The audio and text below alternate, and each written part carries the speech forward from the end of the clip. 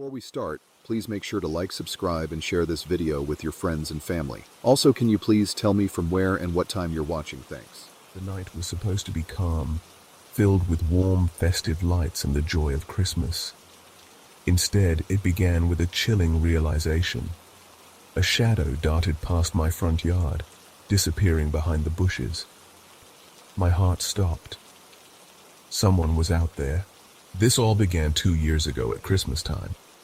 I worked in a large office with dozens of people, each of us minding our own lives but coming together occasionally for events like the annual holiday party. Our department, about 20-something people, had a tradition, a small celebration with a gift exchange. Everyone would draw a name to determine whose gift they'd buy. I drew Amanda, a close friend of mine, and spent an afternoon shopping for the perfect present. As I wandered through the store aisles trying to pick something she'd like, I spotted Mike, a co-worker I'd always found unsettling. He worked in another room, distant enough to avoid much contact, but his reputation preceded him. Whispers of strange behavior had floated through the office, and our few interactions were awkward at best. He was standing in the distance, not looking in my direction. Still, I decided not to approach him. Something about his demeanor made me uneasy. He wasn't shopping, just lingering. Shrugging it off, I finished my errand and left. The day of the Christmas party arrived, and as expected, it was light-hearted and cheerful. When it was time to exchange gifts, I was handed a package from none other than Mike. I tore the wrapping to reveal a teddy bear with hearts embroidered on its fur. It seemed like a sweet, albeit overly personal gesture. I thanked him politely, not thinking much of it at the time. The party ended without incident, and life returned to normal, or so I thought. A few nights later, I was home alone, enjoying a quiet evening. I lived in a small rental house in a relatively peaceful neighborhood. Everything about the night felt ordinary until it was time for bed. That's when I glanced out the front window and saw it. A figure moving quickly behind the bushes in my yard. It was so sudden I couldn't make out who it was. Panic bubbled inside me. Why would someone be sneaking around my house at this hour? My hands shook as I made my way through the house, ensuring every door was locked and window secured. Just as I finished checking the back of the house, I heard it, the faint rattle of my front doorknob. I froze. Someone was trying to get in. Grabbing my phone, I moved cautiously to another window and peeked out, but whoever it was had vanished. I stood there, holding my breath, eyes scanning the yard for movement. Several minutes passed. Just when I thought it might be over, I saw him. A man emerged from behind my car in the driveway, walking toward the house. My stomach dropped as I recognized him. It was Mike. I backed away from the window, heart racing. How did he know where I lived? Why was he here? Moments later, he tried the door again, jiggling the handle more forcefully this time. My instincts screamed at me to call the police, so I dialed 911 and retreated to my bedroom, locking the door behind me. As I explained the situation to the dispatcher, a loud bang echoed through the house. He was trying to break in. I clutched my phone tightly, speaking in a whisper as I described what was happening. The dispatcher assured me help was on the way, but every second felt like an eternity. My mind raced with terrifying possibilities. Why was Mike doing this? What did he want? Relief came in the form of flashing red and blue lights outside my window. I heard the officers shouting commands, followed by the distinct sound of Mike being taken into custody. When it was safe to leave my room, I stepped outside and saw several police cars parked in my driveway. The officers informed me that Mike had been caught attempting to break into my home, but what they discovered next sent shivers down my spine. During their investigation, it came to light that Mike hadn't originally drawn my name for the gift exchange. He had traded with another co-worker, claiming he had the perfect idea for me. Inside the teddy bear he gave me was an AirTag, a tracking device. Mike had been using it to monitor my location ever since the party. Hearing this made my skin crawl. The thought of him knowing my every move, of him standing outside my house in the dead of night filled me with a horror I couldn't shake.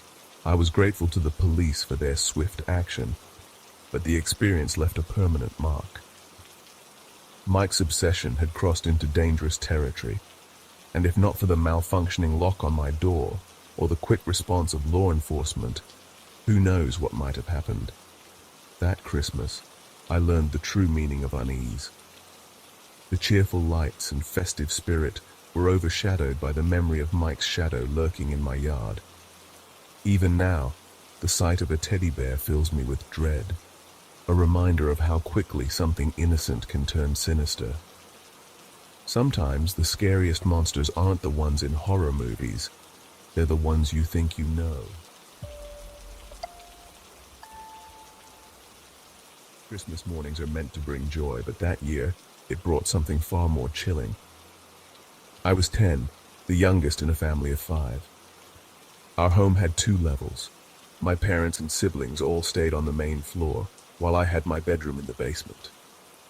It gave me privacy, but sometimes being so far from everyone else felt isolating, especially on cold, silent nights. That Christmas morning, something woke me early. Not the kind of excitement you'd expect, but a strange, unnerving feeling. It was just past 6 when I slipped out of bed, my small feet padding across the cold basement floor. The house was eerily still, save for the faint hum of the furnace. As I crossed the basement living room to the stairs, I felt a shiver, not from the cold, but from the unmistakable sensation of being watched. And then I saw it. Out of the corner of my eye, in the cluttered storage room to my right, a shadow moved. I froze mid-step. My breath hitched as I dared a glance. There, half hidden among the boxes, was the faint outline of a man. My heart pounded.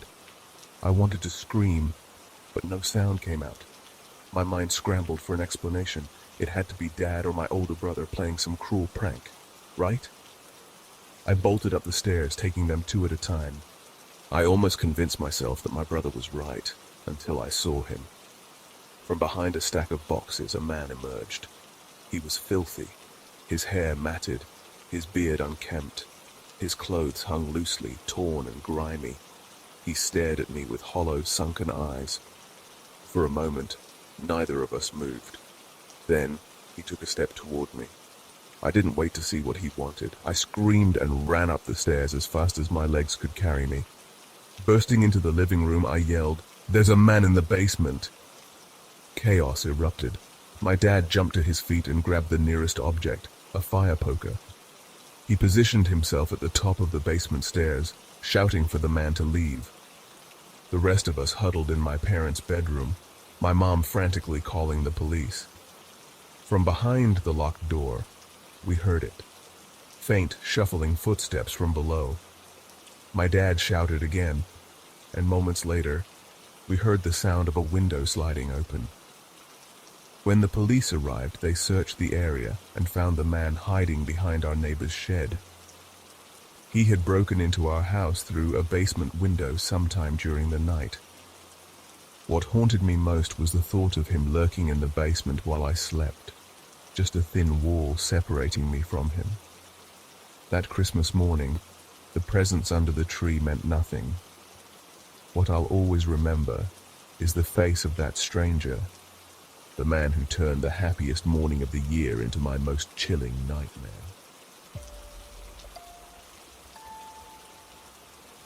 The night was cold and crisp, with a faint veil of snow falling outside, casting a silvery glow across the city. I remember walking into the Christmas party with excitement, my breath visible in the frosty air. The party was being hosted by Jim and Vanessa, a couple from our close-knit friend group. Their apartment complex was luxurious, and they had rented out the recreation room for the evening. A warm, festive space filled with laughter, the scent of mulled wine, and the hum of holiday cheer. The room was packed, easily 30 or 40 people, most of whom I'd known for years. There were a few unfamiliar faces, but that's how parties go. Friends bring +1s, and new connections are made. Except for her. From the moment I spotted her, something felt off. She stood near the edge of the crowd, sipping from a glass, her eyes scanning the room in a way that felt more observant than social. She was striking dressed in a simple yet elegant outfit, but I couldn't place her. No one introduced her, and she didn't seem to be chatting with anyone in particular. Every now and then I'd catch her watching me, or at least it felt that way. As the night wore on, the crowd began to thin. People said their goodbyes, hugged, and headed home. By the time I decided to leave, there were maybe 15 or so people left. She was still there, sitting in the corner, her presence as quiet and unsettling as it had been all night. I shrugged it off, chalking it up to her being shy or a tag-along of someone I hadn't spoken to. I grabbed my coat, said my goodbyes, and stepped out into the biting night air. The drive home was uneventful at first, the streets nearly deserted. It wasn't until I was about 2 minutes away from my apartment that I noticed it. At a red light, I glanced in my rearview mirror, and there she was. Her car was directly behind mine. At first, I tried to rationalize it. Maybe she lived nearby. Maybe we just happened to be taking the same route. But as I continued driving, every turn I made, she made too. My stomach twisted. By the time I pulled into my apartment complex, the air in my car felt heavy. I parked in my usual spot, and she parked a few spaces away. As I stepped out, I could hear the faint click of her car door opening behind me. My heart was pounding now, the crisp air no longer refreshing but suffocating. She was walking toward me. I didn't wait. I quickened my pace, fumbling for my keys, and slipped into the building. The door shut behind me with a heavy metallic thud. For a moment I felt safe. I climbed the stairs quickly, then peered out a nearby window. She was standing outside the door. She didn't have a key to get in, which confirmed what I already knew. She didn't live here. But why had she followed me? Who was she? I retreated to my apartment, locked the door, and grabbed my phone. My fingers trembled as I typed into the group chat. "Hey, does anyone know the woman in the black dress from the party?" Responses came quickly, but none of them provided answers. No one knew her, not a single person. Everyone had assumed she was someone else's guest. I spent the rest of the night wide awake, checking the locks on my doors and peering out the windows. By morning she was gone. Her car, her presence, all of it. But sometimes, on cold, quiet nights, I swear I feel someone watching from the shadows outside my window. And the worst part, I never saw her again. It was the night before Christmas. A night meant for peace and joy, but instead, it became the most terrifying night of my life. The evening had started like any other holiday night. My family and I were in the living room, the soft glow of Christmas lights reflecting off the windows as we wrapped gifts and laughed at cheesy holiday specials. Everything felt warm, safe, and ordinary, until the first knock came. It was a little after 11 p.m., far too late for visitors, especially on Christmas Eve. We weren't expecting anyone, so the sound startled us. The knock was firm and deliberate, breaking through the comforting hum of the TV. But 30 minutes later, the knock came again. This time, it was louder. I got up again, this time more hesitant. When I looked out the window, my heart sank. Not only was the man back, but he wasn't alone. Another man stood beside him, equally motionless, their faces obscured in the shadows. "They're back," I said, my voice shaking now. My parents, sensing my fear, came over to look.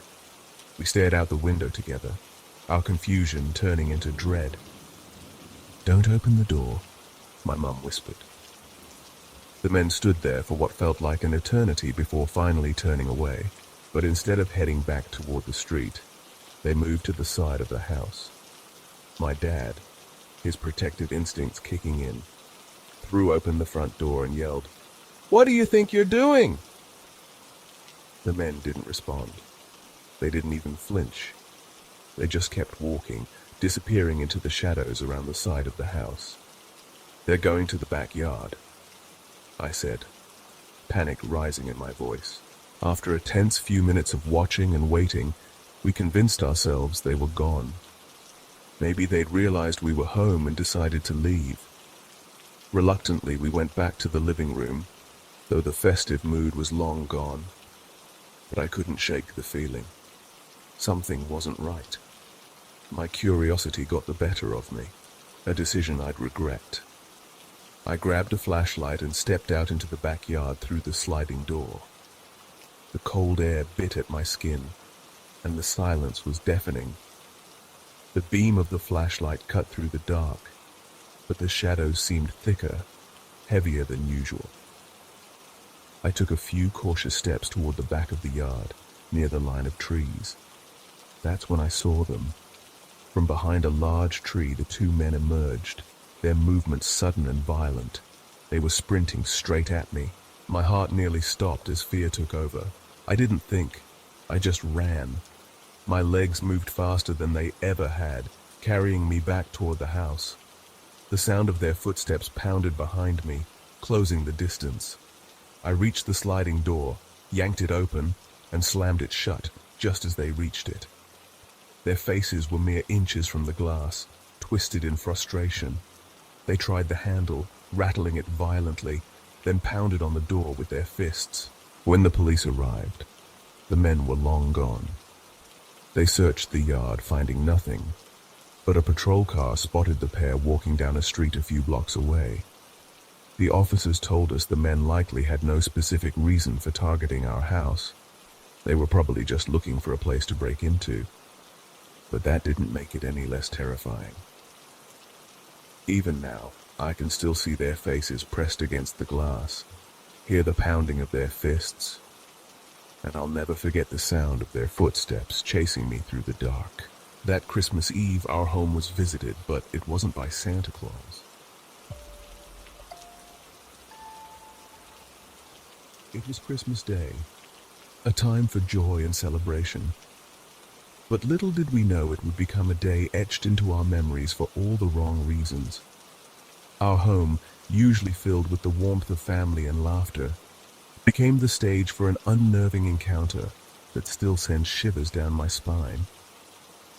The day started like any other Christmas. Family members arrived around noon, their cars lining the street outside our modest yet cozy house. We lived in a quiet neighborhood, not isolated, but peaceful enough to let your guard down. By the time everyone had settled in, the festive spirit was in full swing. That's when the first strange thing happened.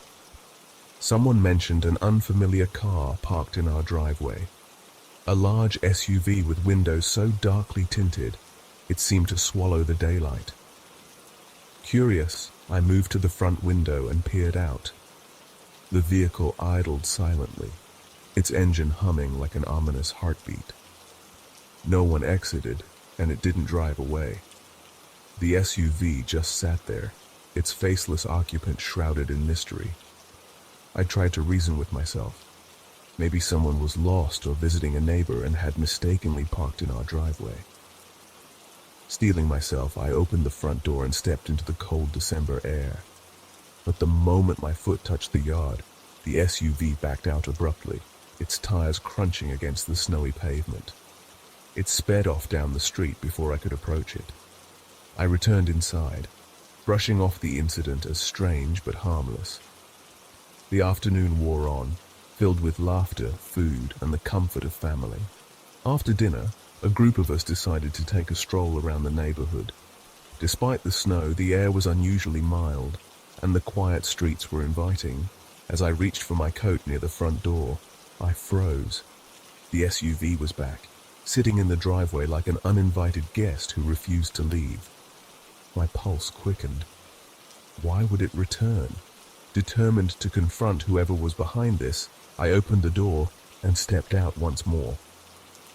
As if on cue, the SUV's engine roared to life, and it backed out with the same urgency as before, vanishing into the night. This time, I caught a clearer look at the windows, so dark they reflected nothing. It was as if the vehicle itself was a shadow, hiding secrets I didn't want to uncover. Night fell, and one by one our family members began to leave. By 9 p.m., the house was quiet again, just my wife and me left to enjoy the last hours of Christmas. We curled up in the living room, letting a movie play in the background as the earlier events faded into an uneasy memory. That's when my wife's voice broke the silence. She had gone to grab something from the kitchen but stopped near the front window. "It's back," she said, her tone barely above a whisper. I joined her, peering through the curtain. There it was, the same SUV sitting in our driveway like a predator sizing up its prey. Its engine purred, a low, menacing sound. We stood there, frozen, watching the car for what felt like an eternity. 10 minutes passed, maybe more, but nothing happened. The doors didn't open. No one stepped out. It just sat there, watching us, as if daring us to make a move. I couldn't take it anymore. I bolted for the door and flung it open, adrenaline coursing through my veins. This time I ran straight for the SUV, determined to catch whoever was inside, but just as before, it reversed with chilling precision, speeding away before I could even reach it. Breathless and frustrated, I returned to the house. My wife and I spent the rest of the night on edge, jumping at every sound. But the SUV never came back. To this day, I still don't know who was inside that car or why they chose our house. The tinted windows, the eerie silence, the way it seemed to vanish as quickly as it appeared. It all felt like a sinister game, one we unknowingly became a part of. Christmas has never felt the same since. It was Christmas night I'll never forget. 4 years ago, my family and I were driving home after a festive evening at a fancy restaurant. The streets were cloaked in darkness, the kind that seems to absorb all light, leaving the world eerily quiet. My parents and younger siblings were exhausted, their eyes drooping with the weight of too much food and holiday cheer. But I, wide awake and restless, found the 45-minute drive home excruciatingly long. My little sister's incessant whining broke the silence. She was upset that her friend hadn't gotten her a Christmas gift, a trivial complaint that would usually make me roll my eyes. But that night her voice grated on my nerves in a way I couldn't explain, as if some shadowy presence were amplifying my discomfort. About 20 minutes into the drive, my dad pulled into a dimly lit gas station. He needed cigarettes, and my mom and siblings decided to take a bathroom break. I stayed behind, content to pass the time playing a game on my phone. Minutes slipped by unnoticed until I glanced at the clock. 10 minutes had passed. It struck me as odd. How long could buying cigarettes and using the restroom possibly take? The longer I waited, the more the car's silence grew oppressive, the kind that wraps around you and squeezes, making your breath hitch. The darkness outside pressed against the windows, thick and unyielding. Then I felt it. A tingling, crawling sensation along the back of my neck. The unmistakable feeling of being watched. I turned my gaze to the gas pumps, and there he was. A man stood under the pale, flickering light, staring directly at our car. His face was blank, utterly void of emotion. The shadows seemed to cling to him, blurring his features, but there was something disturbingly unnatural about the way he stood. Rigid, stiff, like a mannequin brought to life. When he noticed me looking, he took a deliberate step closer. My heart raced as cold dread crept over me. My fingers tightened around my phone and I froze, unsure of what to do. Just then, the car doors burst open as my family returned. My dad muttered an apology about getting into an argument with the cashier, but his words barely registered. My eyes were glued to the man outside. His expression had shifted. The blank stare was now a glare of pure malice. As we drove off, I felt a wave of relief wash over me. The gas station and the man faded into the distance. But even as the road stretched ahead, I couldn't shake the feeling of his eyes still on me. Back home, the storm began. Rain lashed against the windows and thunder rumbled like an ominous warning. Usually, I found storms comforting, but that night the pounding rain felt suffocating. I tried to distract myself with YouTube videos, but unease twisted in my gut. Then a sudden loud thud shattered the fragile quiet of my room. I jolted upright, my pulse racing. For a fleeting second, I thought a bird might have crashed into the window. But when I pulled back the blinds, my heart stopped. He was there. The man from the gas station stood in our driveway, drenched and motionless, staring up at my bedroom window. His eyes locked onto mine, and an unnatural smile crept across his face. It wasn't a smile of kindness or joy. It was twisted, sinister, and brimming with malice. I stumbled back, a scream clawing its way out of my throat. My dad burst into the room, his face a mix of panic and confusion. Through trembling breaths, I told him everything. The man at the gas station, the driveway, the smile. Dad's expression darkened. He grabbed a baseball bat and told me to call the police. My hands shook as I fumbled with my phone, but I couldn't stop glancing at the window, expecting to see that face again. The police arrived quickly, their flashing lights painting the walls with streaks of red and blue. Minutes dragged by before they finally knocked on our door. They'd found him, hiding in our shed. Relief coursed through me, but it was fleeting. The thought of him lurking so close to our home, waiting in the shadows, sent chills down my spine. As the officers led him away, he turned back one last time. That same bone-chilling smile twisted his face as he stared at our house. The next morning, my dad and I inspected the property.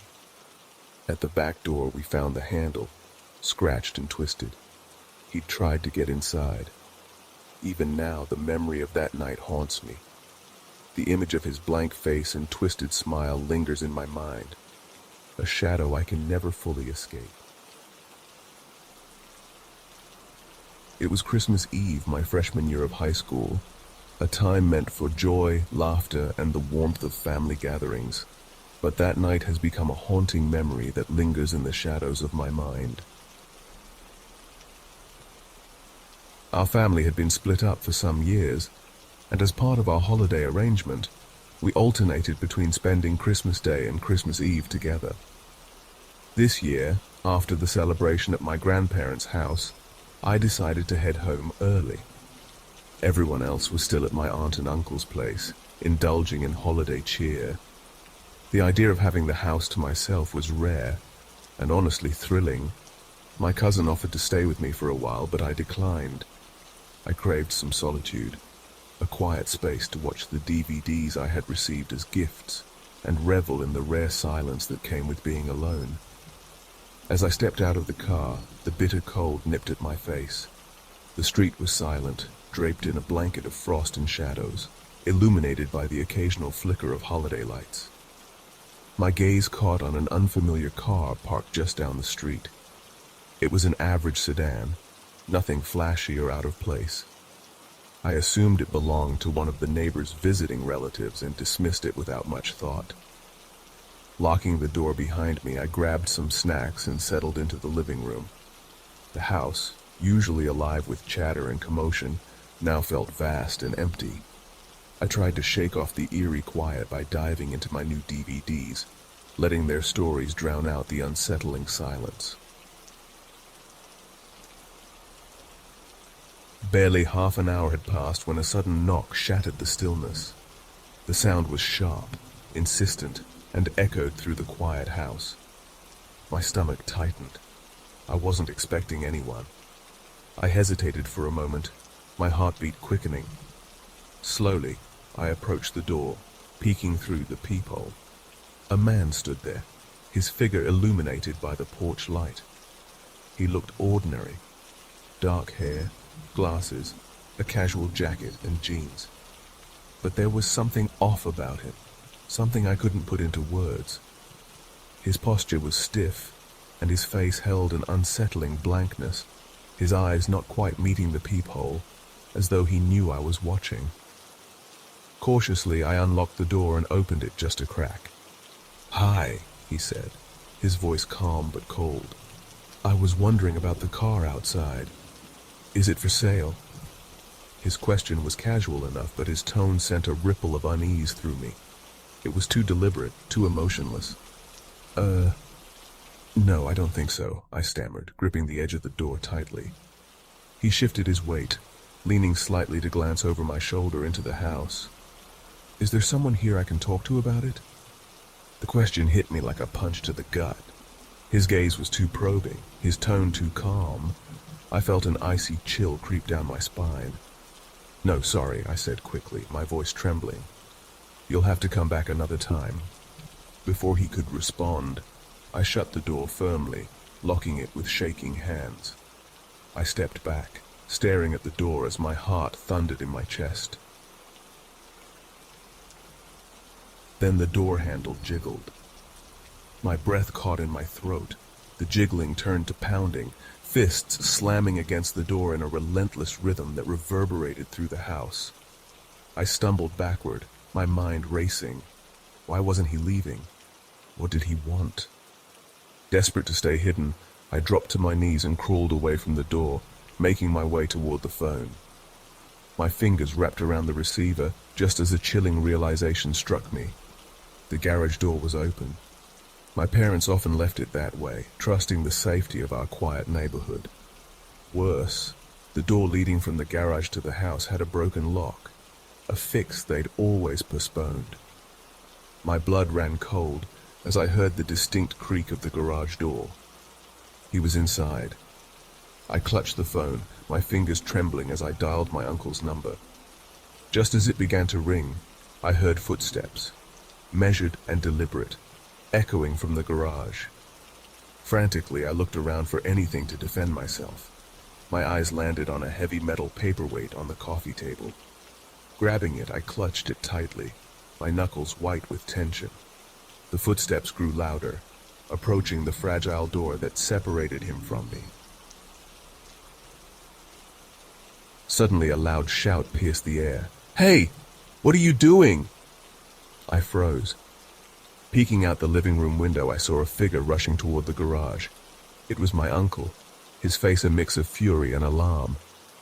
Relief flooded through me as I watched him storm into the garage, confronting the intruder. The stranger didn't hesitate. He bolted, sprinting out of the garage and down the street, disappearing into the shadows. My uncle gave chase but stopped after a few steps, realizing the man was gone. He returned to the house, his expression dark with worry. Inside, I sat on the floor, clutching the paperweight like a lifeline. My uncle crouched beside me, his voice gentle but firm as he asked what had happened. I tried to explain, but my words tumbled out in a shaky, incoherent stream. His jaw tightened as he listened, and I could see the fear he tried to hide behind his reassuring words. When the rest of the family arrived, we called the police. An officer came, took our statements, and patrolled the area, but it was futile. The man had vanished. The next morning, as daylight cast away the shadows of the previous night, we inspected the house. The back door handle was scratched and twisted, clear evidence that he had tried to break in. My uncle's timely arrival had stopped him, but the thought of how close he came sent a fresh wave of terror through me. To this day, I can't shake the memory of that night. I often replay it in my mind, haunted by the question, what would have happened if my uncle hadn't come home early? Now, every holiday season, I find myself double-checking locks and peeking through windows, my heart quickening at the slightest noise. The joy of Christmas has never quite felt the same, tainted by the shadow of that man's dark intentions.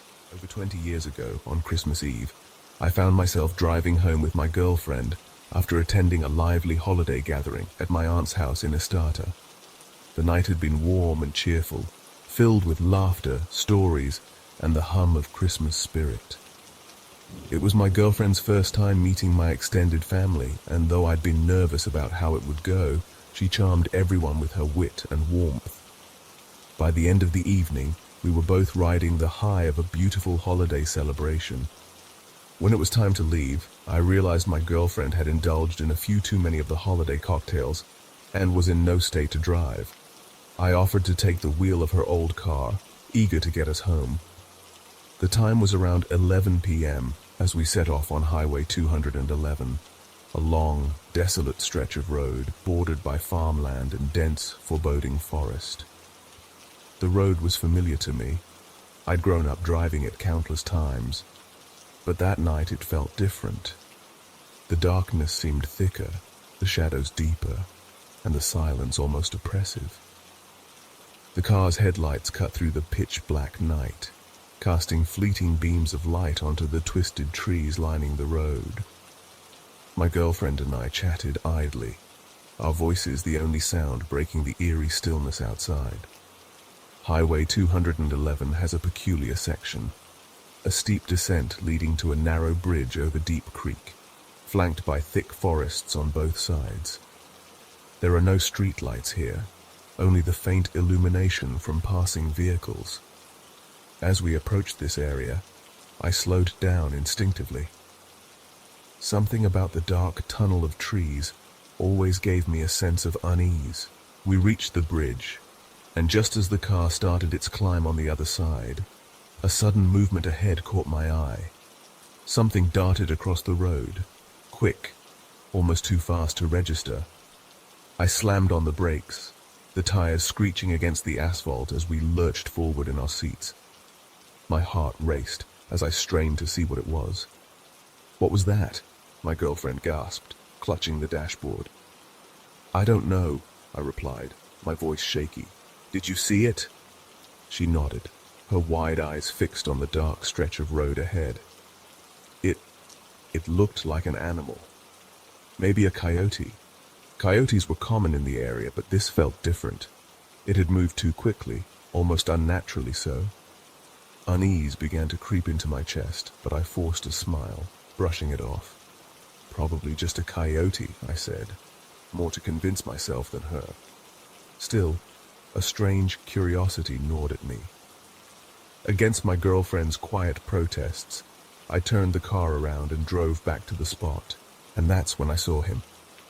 There, just beyond the reach of the headlights, stood a man. He was completely naked, his pale, dirt-smeared skin blending eerily with the shadows. In his right hand, he clutched a hatchet, the blade glinting faintly in the light. He stood motionless, his head tilted slightly as if studying us. Then he smiled. It wasn't a normal smile. It was slow, deliberate, and deeply unsettling, as if he knew something we didn't. He raised his free hand in a lazy wave, a grotesque mockery of a friendly greeting. Panic surged through me. Without thinking, I jumped into the driver's seat, slammed the door, and locked it in one swift motion. My girlfriend and I stared at each other, her face mirroring the terror I felt. Then he moved. With a single, fluid motion, he turned and disappeared into the forest, vanishing as suddenly as he had appeared. I floored the gas pedal, the tires skidding briefly before finding traction. We sped away, my eyes darting to the rearview mirror every few seconds, half expecting to see him chasing us. My girlfriend clutched my arm, her voice trembling as she tried to explain what had happened. While I had been facing the forest, she had noticed movement in her peripheral vision. The man had emerged from a different part of the woods, creeping toward me with the hatchet raised. His eyes were locked on my back, and she was certain he was about to strike. That's when she leaned on the horn, hoping to scare him off. Her quick thinking had likely saved my life. When we finally reached home, we immediately called the police. An officer arrived to take our statements, but without a detailed description or concrete evidence, there wasn't much they could do. He did, however, leave us with a chilling thought. You were lucky. People like that don't just hang around for no reason. The following days were a blur of restless nights and uneasy silences. I couldn't stop replaying the events in my mind. The man's eerie smile, the glint of the hatchet, the sheer malice in his gaze. Years have passed since that night, but the memory remains as vivid as ever. I've moved back to the area recently, and every time I drive down Highway 211, I feel a familiar chill settle over me. My eyes scan the roadside, half expecting to see a pale figure emerge from the shadows. Because if it happened once, who's to say it couldn't happen again? Night had a strange stillness to it. the kind that made your skin crawl. I sat on the couch with my 3-year-old sister Lily, nestled against me. It was Christmas Eve, and the air outside was biting cold, blanketing the city in a deafening quiet. The only sound was the occasional creak of the house as it settled. At 17, I was used to being home alone with Lily. Our mum worked night shifts, leaving me as the default babysitter. Normally it was uneventful, but this night was different, eerily different. The clock struck 9, and Lily was already dozing off, her tiny head resting on my shoulder. I let her stay up a little later than usual, thinking it would make bedtime smoother. Matilda, our usually docile basset hound, lay at our feet. Her snores were soft and rhythmic, a comforting background noise in the otherwise silent house. But then, without warning, Matilda's head shot up. A low, guttural growl rumbled from her throat, a sound I'd never heard from her before. Her floppy ears perked, and the fur along her back bristled. My heart skipped a beat. Matilda was the sweetest dog you'd ever meet. She didn't growl, let alone bark aggressively. Something was wrong. I instinctively scooped Lily into my arms. She stirred but didn't wake fully. I carried her to the bathroom, the only room in the house without windows. "Stay here, okay?" I whispered, trying to keep my voice steady. "Don't move, and don't make a sound." Her big sleepy eyes blinked at me as she nodded. I locked the bathroom door from the inside and stepped out, closing it behind me. My pulse quickened as I made my way back to the living room to grab my phone. Matilda's growls grew louder, more menacing. Then it started, a loud, frantic banging on the front door. It wasn't a polite knock, it was desperate, chaotic, as if whoever was on the other side was trying to break the door down. My breath hitched. I crept toward the door, each step feeling heavier than the last. Peering through the peephole, my stomach twisted into knots. A man stood there, his face smeared with blood. His eyes were wide with panic, darting around as if he expected something or someone to appear out of the shadows. He banged on the door again, his fist leaving smudges of red on the glass pane. Matilda's barking became deafening, her growls vibrating through the floorboards.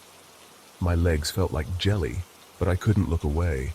The man outside suddenly shouted, his voice hoarse and desperate. "Please, let me in, help me!" Before I could react, a second figure emerged from the darkness. Another man. He launched himself at the bloodied one, fists flying. The two struggled violently, the sounds of grunts and impacts echoing through the door. The first man screamed, his voice breaking as he begged me to let him in. I froze. My mind raced, but I was paralyzed by fear. I was a 17-year-old girl with nothing but a locked door and a barking dog between me and whatever nightmare was unfolding on my porch.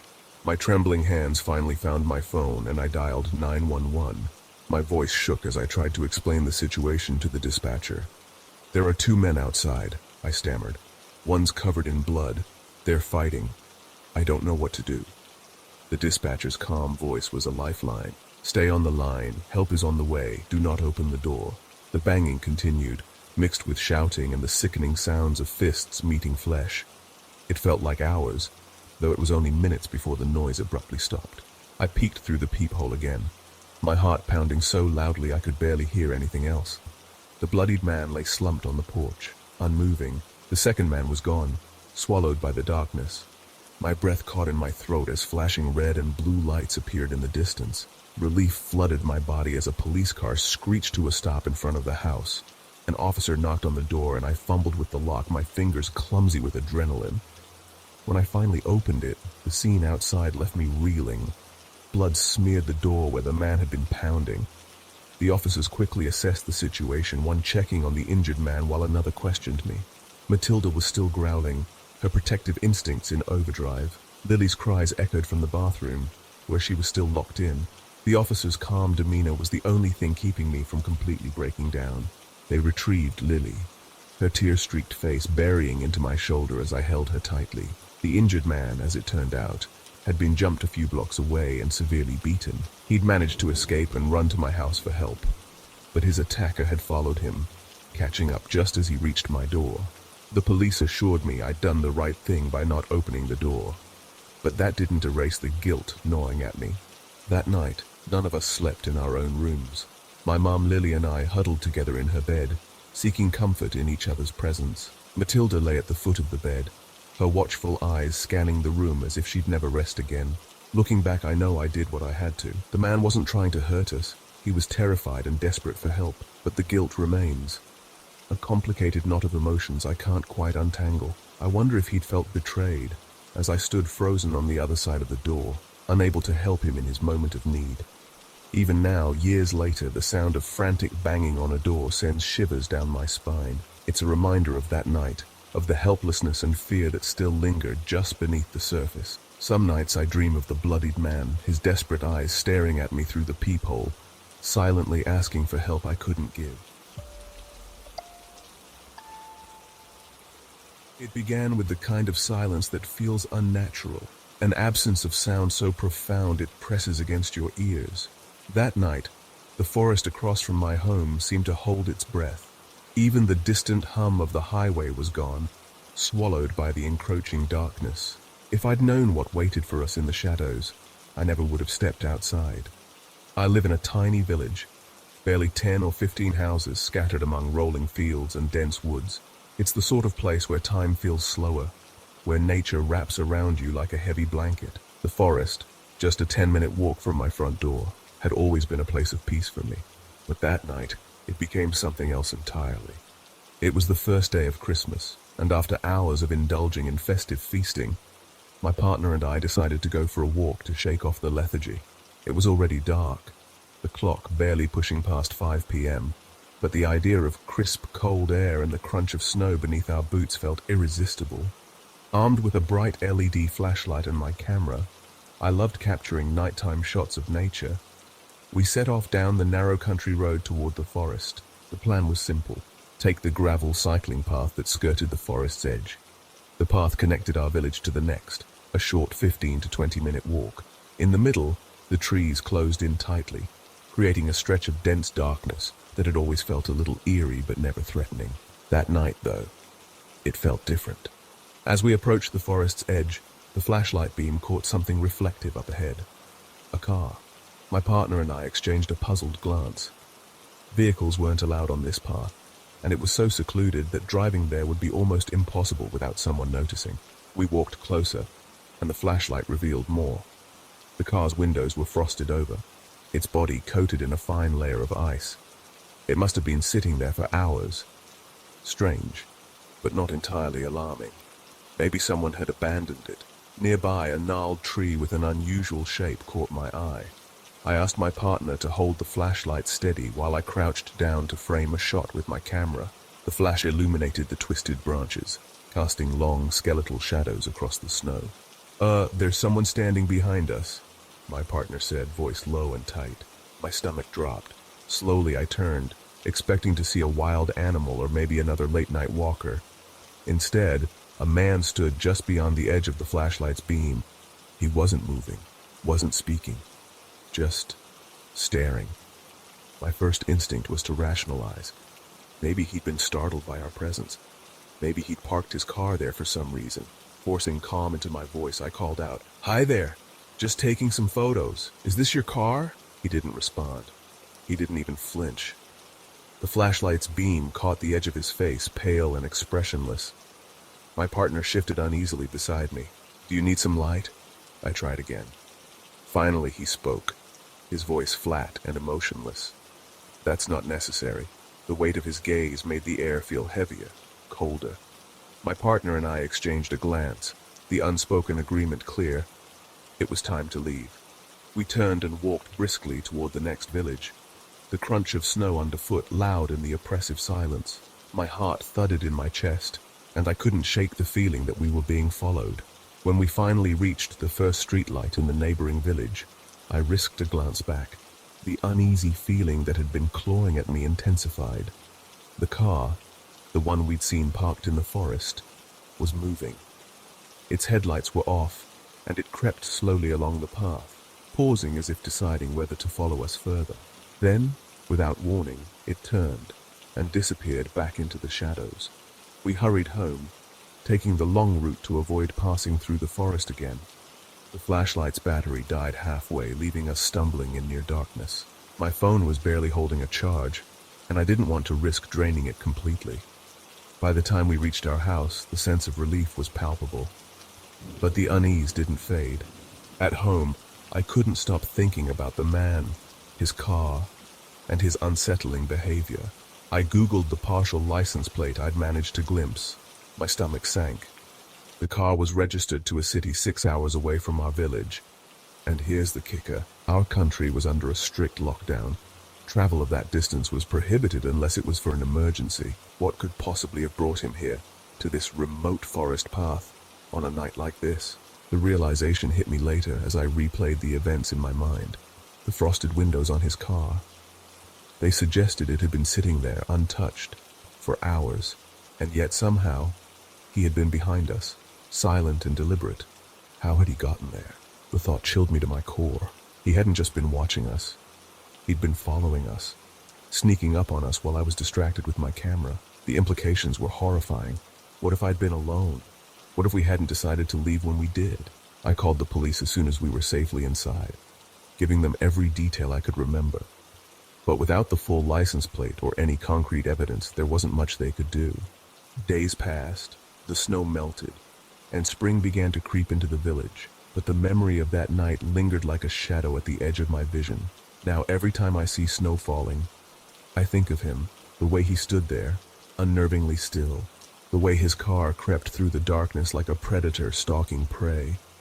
And I can't shake the feeling that he's still out there, somewhere, waiting, watching. Some silences aren't natural, some shadows aren't empty, and some moments stay with you forever. The store lights flickered slightly, casting long shadows down the empty aisles, as if the fluorescent bulbs themselves sensed something was off. I didn't notice at first. My focus was on my daughter, her small hand clasped tightly in mine as she hummed a tune only she seemed to know. Just shy of 18 months, she was my entire world, my light in an otherwise dark, crumbling reality. My wife and I no longer lived together. Our home life fractured under the weight of her increasing volatility, but none of that mattered here. Today it was just my daughter and me on one of our little routines. Only this time, we wouldn't make it home unchanged. It was a little after 4 p.m. when she woke from her nap, her tiny face flushed with the warmth of sleep. The days had a rhythm to them.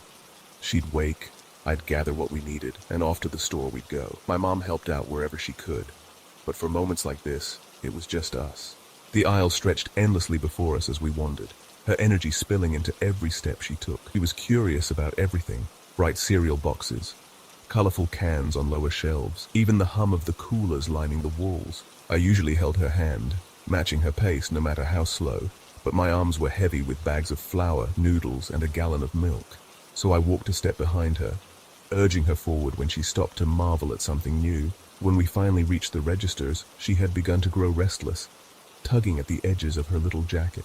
Register 1 was open, but the cashier was busy handling a return.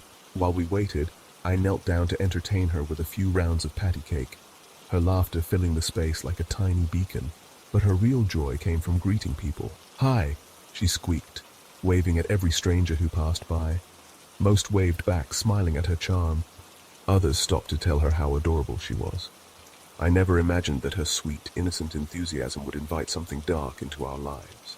The moment came quickly, like a fracture in reality. 1 second I was pulling out my debit card, eyes locked on my daughter as she stood just a few feet away. The next, the cashier's voice sliced through the air like a siren. "What are you doing with his daughter?" she screamed, her voice a thunderclap that froze me in place. I turned, my stomach dropping as I saw him, a stranger clutching my child, her tiny form dangling in his arms like a rag doll. He was heading for the doors, moving fast. My mind blanked, shock rooting me to the floor, and the spell broke. An instinct took over. The doors wouldn't open. They were one way only, and for a fleeting moment I felt relief. The man stopped, his head jerking left and right, searching for another way out. My hands shook as I reached for the pocket knife I always carried, but something in me hesitated. I didn't want to escalate this wrong, not with my daughter in his arms. Instead, I ran. The man turned, startled by the sound of my pounding footsteps. As he hesitated, I lunged, my fist connecting with his temple in a desperate, adrenaline-fueled blow. He stumbled, his grip loosening just enough for me to snatch my daughter back. She clung to me, her small arms wrapping tightly around my neck as sobs racked her tiny frame. Relief and terror surged through me in waves as I backed away, clutching her like she was the only thing tethering me to reality. The man didn't stick around. He bolted through the entrance doors, disappearing into the cold night. The police arrived within minutes, their presence a mix of comfort and unease. I gave them my statement, though there wasn't much I could tell them. The man's face had been obscured by a tangle of shaggy hair, a beard, and a dark hoodie. Witnesses described the same thing, a shadowy figure who had vanished before anyone could intervene. One officer mentioned seeing him run behind the building, but by the time they searched, he was long gone. They assured me we were safe, but their questions didn't stop. Had I seen him before? Did I know anyone who might look like him? Their inquiries turned toward our home life, questions about my estranged wife, about CPS visiting earlier that day to discuss her mental health. It felt like an interrogation, but I answered everything. When they finally left, one officer lingered, handing me a card with his number. "Call if you see anything suspicious," he said. I nodded, my daughter still clinging to me like she could sense the lingering danger. 20 minutes later, there was a knock at the door. I hesitated, every nerve on edge. Peering through the peephole, I saw the officers again, but this time they weren't empty-handed. They carried a giant box of diapers, packs of wipes, grocery bags filled to the brim, and a couple of large sacks holding toys. I opened the door, speechless, as they handed everything over. Among the bags was a Christmas card. Inside, in neat handwriting, were the words, "You're a strong father. Your daughter is lucky to have you. Stay safe." Tucked within was $100 and a small note. "Get a drink or two if you need it. I don't drink, but that money would go toward making this Christmas brighter for my daughter and my mum." That night, as I watched her play with her new toys, her giggles filling our small living room, I felt the weight of everything settle over me. Fear, relief, gratitude. It all blended together in a bittersweet cocktail of emotions. The darkness had come for us, but we had survived. For now, that was enough. It was a bitterly cold Christmas Eve, the kind of night that clings to you, wrapping its icy fingers around your bones. The snow fell relentlessly, blanketing everything in a thick, muffling silence. But it wasn't the weather that chilled me to the core. It was the choice I'd made. I had decided to board a train, alone, on the most festive of nights. I couldn't stomach the thought of a crowded house, the laughter and forced cheer, the emptiness of being surrounded by people, but feeling utterly alone. This year, I wanted silence, and the desolate countryside seemed like the perfect escape. So I found myself at the train station, the only soul in sight. The snow had begun to fall in thick, heavy flakes, painting the world in a ghostly white, turning the station into a lifeless scene from an old, forgotten photograph. The station's few dim lights flickered, casting a faint, melancholic glow on the snow-covered platform. It felt wrong, like the entire scene was frozen in time, caught in a moment that didn't belong to this world. And then I saw it. At first I thought I was seeing things. There, parked all alone on the tracks, was a train. But it wasn't just any train. It was ancient. An old vintage carriage, straight out of the past. The kind you'd expect to see in a black and white photo.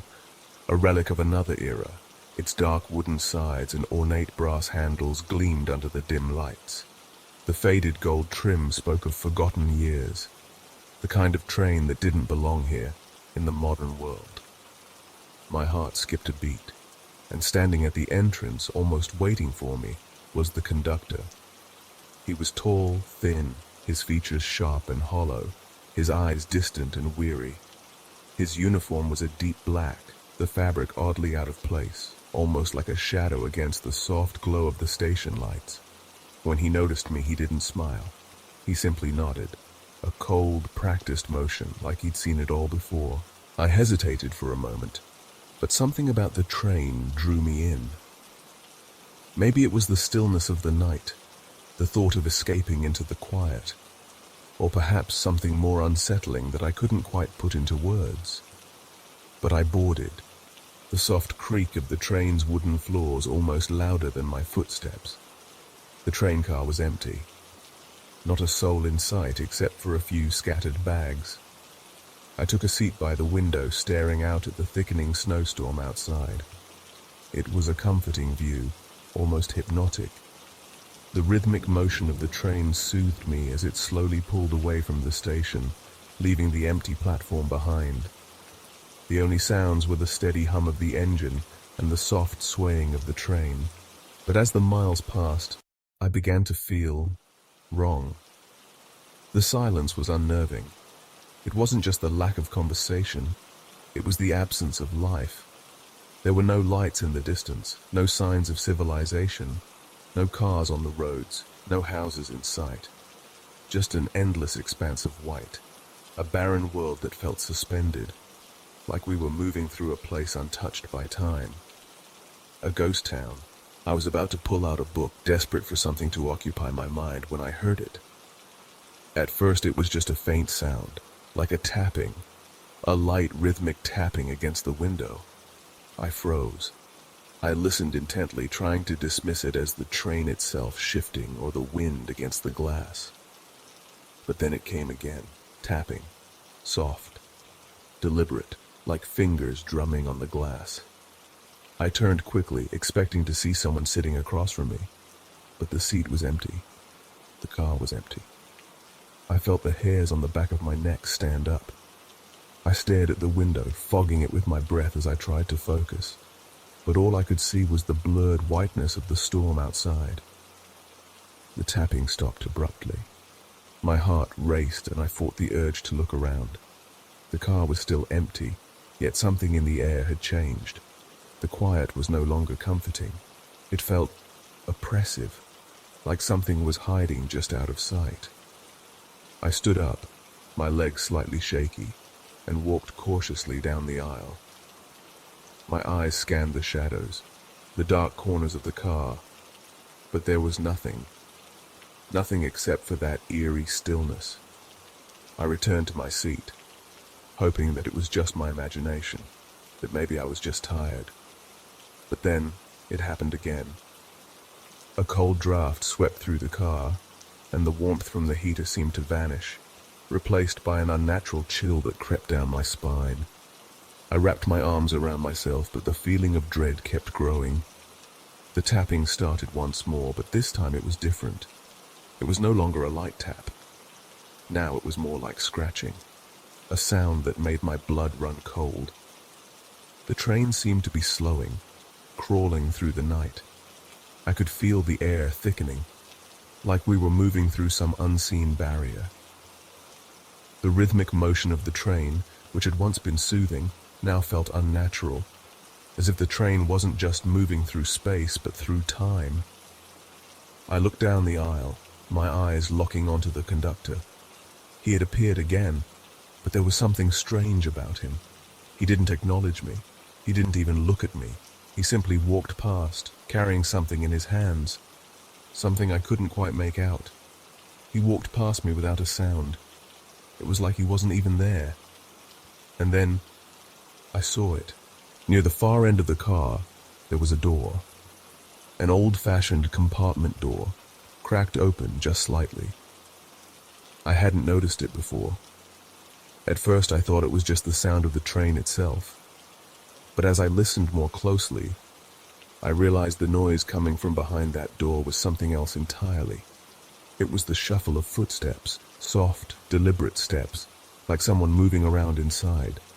I couldn't take it anymore. My curiosity got the better of me. I had to know what was happening. I stood up quickly and walked toward the door.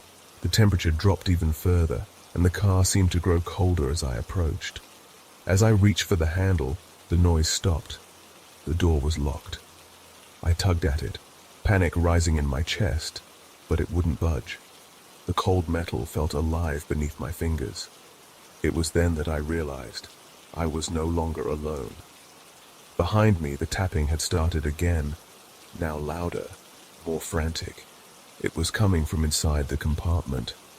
I backed away slowly, my heart pounding in my chest. I couldn't breathe. I turned to run, but before I could move, the door to the compartment opened on its own, and there it stood. The figure I had glimpsed earlier, the childlike shadow. But now it wasn't a shadow. It had form, a grotesque, unnatural form. Its face was hidden by a mask, one just like the one I had found in the suitcase. The grin on the mask was twisted, stretching unnaturally wide. Its eyes were empty, hollow, like black holes, endless and devoid of life. I turned to run, but the door behind me had slammed shut. My hands were slick with sweat as I tried to pull it open, but it wouldn't budge. The train was speeding up now, moving faster, as though it was rushing to some unknown destination. And then, as quickly as it all began, the train stopped. I stumbled out of the train, my legs weak, my body trembling from the cold and terror. The platform was empty, the tracks gone, the train was gone. I don't know how I made it home that night, or even how I managed to get to bed, but every Christmas Eve, when the snow falls, I think back to that night. The tapping, the cold, and sometimes, when the night is still, I swear I can hear it again. That rhythmic tapping, just out of reach. It's there, just waiting for the next passenger. Supposed to be a simple Christmas Eve. I had everything planned.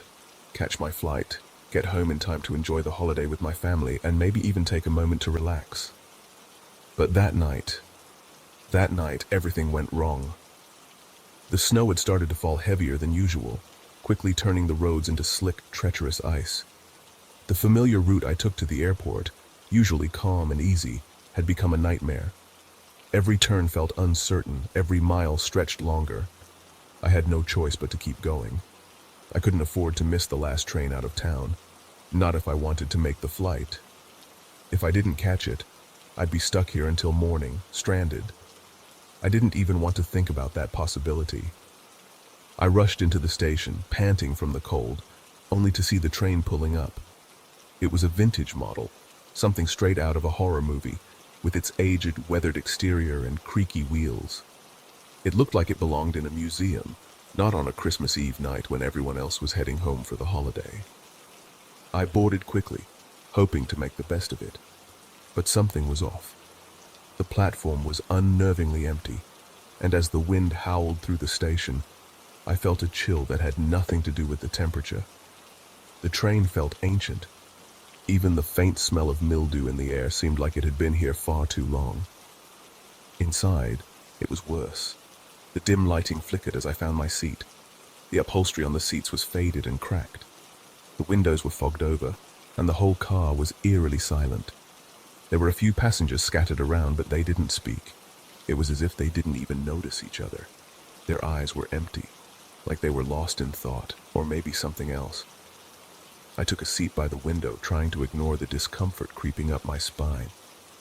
Outside, the snow began to fall harder, blanketing everything in a thick layer of white, obscuring the view. I watched it fall in silence, my mind wandering if I'd actually make it to my flight in time. That's when I heard it, a soft, muffled sob. It wasn't loud, just a faint sound that barely pierced the quiet. At first I thought it was nothing, the wind or my imagination playing tricks on me. But then I heard it again, a child's cry, soft, persistent, like the whimpering of a child who had been crying for far too long. I looked around, expecting someone to acknowledge it, but no one did. The passengers were still absorbed in their own silence, but the sound continued, growing louder, more desperate. A low, haunting sob that seemed to come from somewhere deep inside the train. My heart began to race. I wasn't the only one who could hear it, was I? I stood up, my legs shaky, and moved toward the back of the car. My footsteps echoed through the empty train, bouncing off the walls and amplifying the eerie quiet. As I reached the next car, I froze. A shadow moved across the dark corridor. My pulse quickened, a knot forming in my stomach. I could barely hear my own breath over the pounding of my heart as I slowly turned the corner. There, standing at the end of the corridor, was a small figure, a child. She was staring at me, her eyes wide and empty, like something was missing behind them. Her face was pale, almost ghostly, her small hands clutching a ragged doll. Her dress.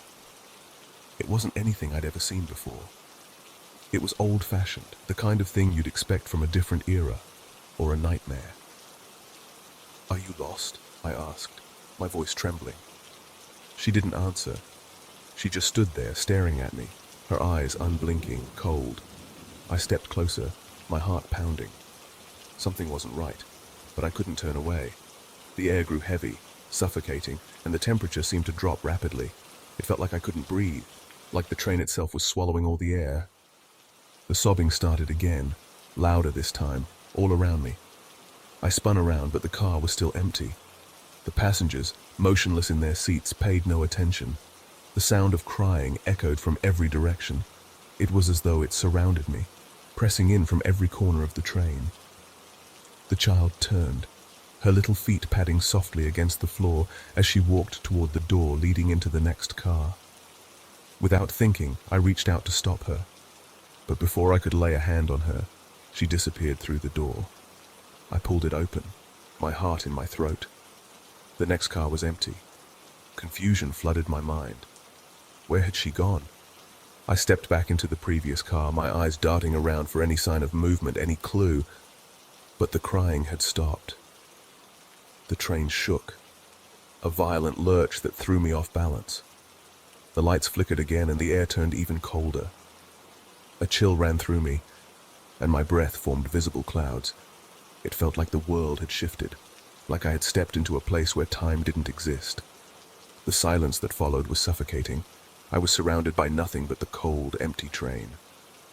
Suddenly, a cold hand gripped my arm. I spun around, my body freezing in place. There was no one there. The passengers remained silent, their eyes locked forward, unaware of what had just happened. The train rattled, the metal groaning in protest as it sped faster and faster. But it wasn't just the train that was moving. I could feel something in the air, a presence, something old and unnatural. And then, the crying started again. But this time it wasn't just one child. It was a chorus, a cacophony of voices, twisted and distorted, echoing through the train. The sound was overwhelming. I turned, but before I could do anything, the train came to an abrupt halt. I stumbled forward, nearly falling as the train jolted to a stop. The lights flickered one last time and then went out. In the pitch-black darkness, I heard nothing, not a sound, not even the wind outside. When the lights flickered back on, everything had changed. The train was empty, the passengers had vanished. The only figure remaining was the child. She stood at the front of the car, her back to me, her small frame perfectly still. Her head was tilted to one side like she was waiting for me. I moved forward, my legs trembling with fear, inching closer to her. Each step felt like a lifetime. When I was just a few feet away, she turned slowly to face me. Her eyes were black, no whites, just endless hollow darkness that seemed to pull me in. I couldn't move. My body was frozen, paralyzed by the cold, empty voids in her gaze. The doors to the train opened on their own. I didn't think. I just ran. Outside, I stumbled onto the snow-covered platform, gasping for breath. The train, the cursed train, was gone. The tracks were empty, but the memories, the child's eyes, the haunting sobs that echoed through the train, they stayed with me. They followed me. I don't remember how I got home that night. My mind felt numb, my body exhausted from the terror that had gripped me. But every Christmas Eve since, I wonder, was it real? Was it a nightmare I'll never escape? Or was it something worse? Some nights when I hear the wind howling outside, I can't help but listen. Because sometimes, just sometimes, I swear I hear the soft cry of a child in the distance. And I know, deep down, that I'll never be the same. It was a Christmas Eve like no other. The snow fell in thick, silent sheets, blanketing the streets with a layer of frozen stillness. The world around me felt suspended in time, as if the very air had frozen over, sealing off everything outside. I had just finished a long shift at the office and was eager to escape the chaos, to return to the warmth of my family, to enjoy the festive cheer that only Christmas could bring. But something felt wrong. A strange, unsettling energy clung to the air, like the calm before an inevitable storm. As I made my way to the station, the eerie silence became palpable.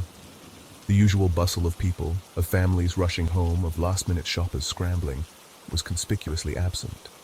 The platform, usually crowded, was almost deserted. It was as though the world had vanished, leaving me alone in a void of snow and darkness. I checked my watch. 11:30 p.m. The train was supposed to leave at midnight, yet there it was, already waiting at the platform, its old rusty frame shuddering in the biting cold. The train was unlike any I had ever seen before. It looked vintage, a relic from a bygone era, its metal skin battered by time. Rust streaked down the sides, and its headlights flickered erratically as though struggling to hold on to life. But there was no time to hesitate. I was exhausted, my body aching for the comfort of my home, so I boarded the train without a second thought. The moment I stepped inside, I was greeted by an overwhelming sense of coldness, a chill that cut through my coat and seeped into my bones. The dimly lit interior smelled of old leather, dust, and something else, something musty and forgotten. I was the only passenger in the car, the empty seats casting long, lonely shadows. That's when I noticed him, the conductor. Standing at the front of the car, his back turned to me, staring out the window. His figure was hunched, his face hidden in shadow. His uniform was dark, old-fashioned and worn, far too out of place for a modern train. A shiver ran down my spine, but I brushed it off, attributing it to the exhaustion creeping over me. I found a seat by the window, hoping to relax as the train began to move, its wheels clattering against the tracks in a steady rhythm. But the more we moved, the more I felt an unease settling in my stomach, like something was wrong, something I couldn't quite place. The train was colder than it should have been. The heating was on, but the air still felt damp, the condensation on the windows forming strange, uneven patterns, as if something was pressing against the glass. I wrapped my coat tighter around me, but it did little to stop the growing sense of discomfort. Then, the lights flickered. At first I thought it was nothing, just a minor glitch. But then they flickered again, and again. Each time the train lurched slightly as if it was struggling to stay on track. The rhythmic clatter of the wheels grew faint, like the train was losing momentum. That's when I heard it. A soft, faint cry. At first I thought it was just the wind, but then it came again. Clearer this time. A child sobbing. The sound was faint, almost muffled but unmistakable. It came from the back of the car, somewhere in the dark corner of the train. I stood up, my heart pounding in my chest. I glanced around. No one else seemed to notice. The car was still empty, the few scattered passengers absorbed in their own worlds. But the crying grew louder, more desperate. It wasn't just a cry anymore, it was a wail, an eerie, mournful sound that tugged at my very soul. I couldn't ignore it any longer. I had to find out where it was coming from. I moved cautiously toward the back of the train, my footsteps echoing in the silence. With each step, the cold grew more intense, and the crying seemed to follow me, growing louder, more frantic. When I reached the rear of the car, I froze. The lights flickered once more, but this time they didn't come back on. The train plunged into darkness. The only sound now was the crying, a soft, desperate sobbing that filled the air, wrapping itself around me like a cold hand squeezing my chest. I fumbled for my phone, my fingers trembling as I turned on the flashlight. The beam of light cut through the dark, landing on the far corner of the car. And that's when I saw her. A small child sitting on the floor, her back to me. She was pale, her skin almost ghostly white. Her dress was old-fashioned, worn, faded, like something from another time, maybe the 1940s or 1950s. Her hair hung in front of her face, hiding it from view. The crying stopped. My heart stopped with it. I wanted to move closer, to speak to her, but as I took a step forward, the temperature dropped. A sudden gust of cold air washed over me, and I could see my breath, misting in front of me. I froze, and then the lights flickered back on. But the moment they did, the child's face was revealed. Her eyes were wide, vacant, and empty, black pits that seemed to pull me in. Her gaze was fixed on me, unblinking, unseeing. I stepped back in shock, my legs shaking beneath me. Before I could react, the train lurched forward, throwing me into the seat opposite. When I looked up, the child was gone. The car was empty again. I sat frozen in the seat, my pulse hammering in my chest. The train didn't start moving again. The lights flickered once more, and then everything went dark. The crying returned. But this time it wasn't just one child. It was the sound of multiple children, their voices overlapping, distorting, until they became an unholy chorus of sobs. The sound was coming from every corner of the car, surrounding me, suffocating me. I couldn't breathe. I couldn't think. I ran for the door, desperate to escape, but before I could reach it, I felt a hand on my shoulder. I spun around, heart racing, but no one was there. Then I saw him, the conductor. He stood at the far end of the car, his face pale, his eyes hollow, sunken, his mouth twisted into an unnerving grin. "Not yet," he whispered, his voice low and chilling. The lights went out again. The train lurched forward with an agonizing screech of metal on metal. Time seemed to stretch, each second an eternity. My heartbeat pounded in my ears. And then, suddenly, the lights flickered back on. The train was moving again, but the station was nowhere in sight. Only darkness and snow. I looked around. The other passengers were back, sitting calmly in their seats, completely unaware of the horrors that had just unfolded. The child, the conductor, they were gone. Everything was back to normal. But I knew something wasn't right. The air was colder than it should have been, and the silence was deafening.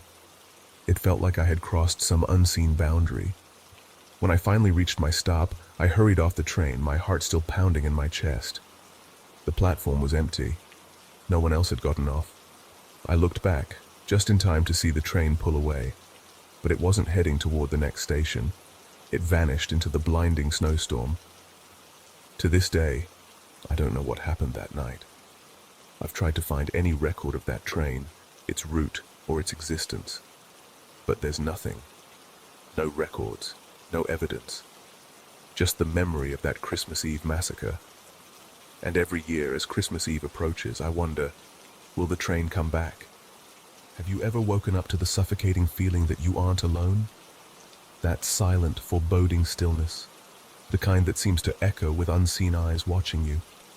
That's the terror that found me one December night, a horror I'll never forget. My story began innocently enough. I was newly single after a 2-year relationship had ended, trying to navigate life alone. Living in a quiet corner townhouse, the solitude I once craved had become unbearable. To distract myself, I did what most do these days. I turned to dating apps. Swipe after swipe, it felt like a never-ending carousel of superficial connections. Then I matched with Tracy. She was stunning in her photos, bright eyes, long dark hair, and a confident smile. Our initial conversations were light, nothing too deep. She gave me her Snapchat, but our exchanges fizzled quickly, relegating her to the category of people who just watch your stories without ever engaging. I didn't think much of it until weeks later, when she commented on one of my Christmas-themed snaps. It was a simple message. "I love Christmas. We should do something festive together." It caught me off guard, but intrigued me. I was eager for company, so I suggested ice skating or visiting a holiday village to see the decorations. But Tracy had a different idea. "How about we decorate your Christmas tree?" she said. It sounded cozy, so I agreed.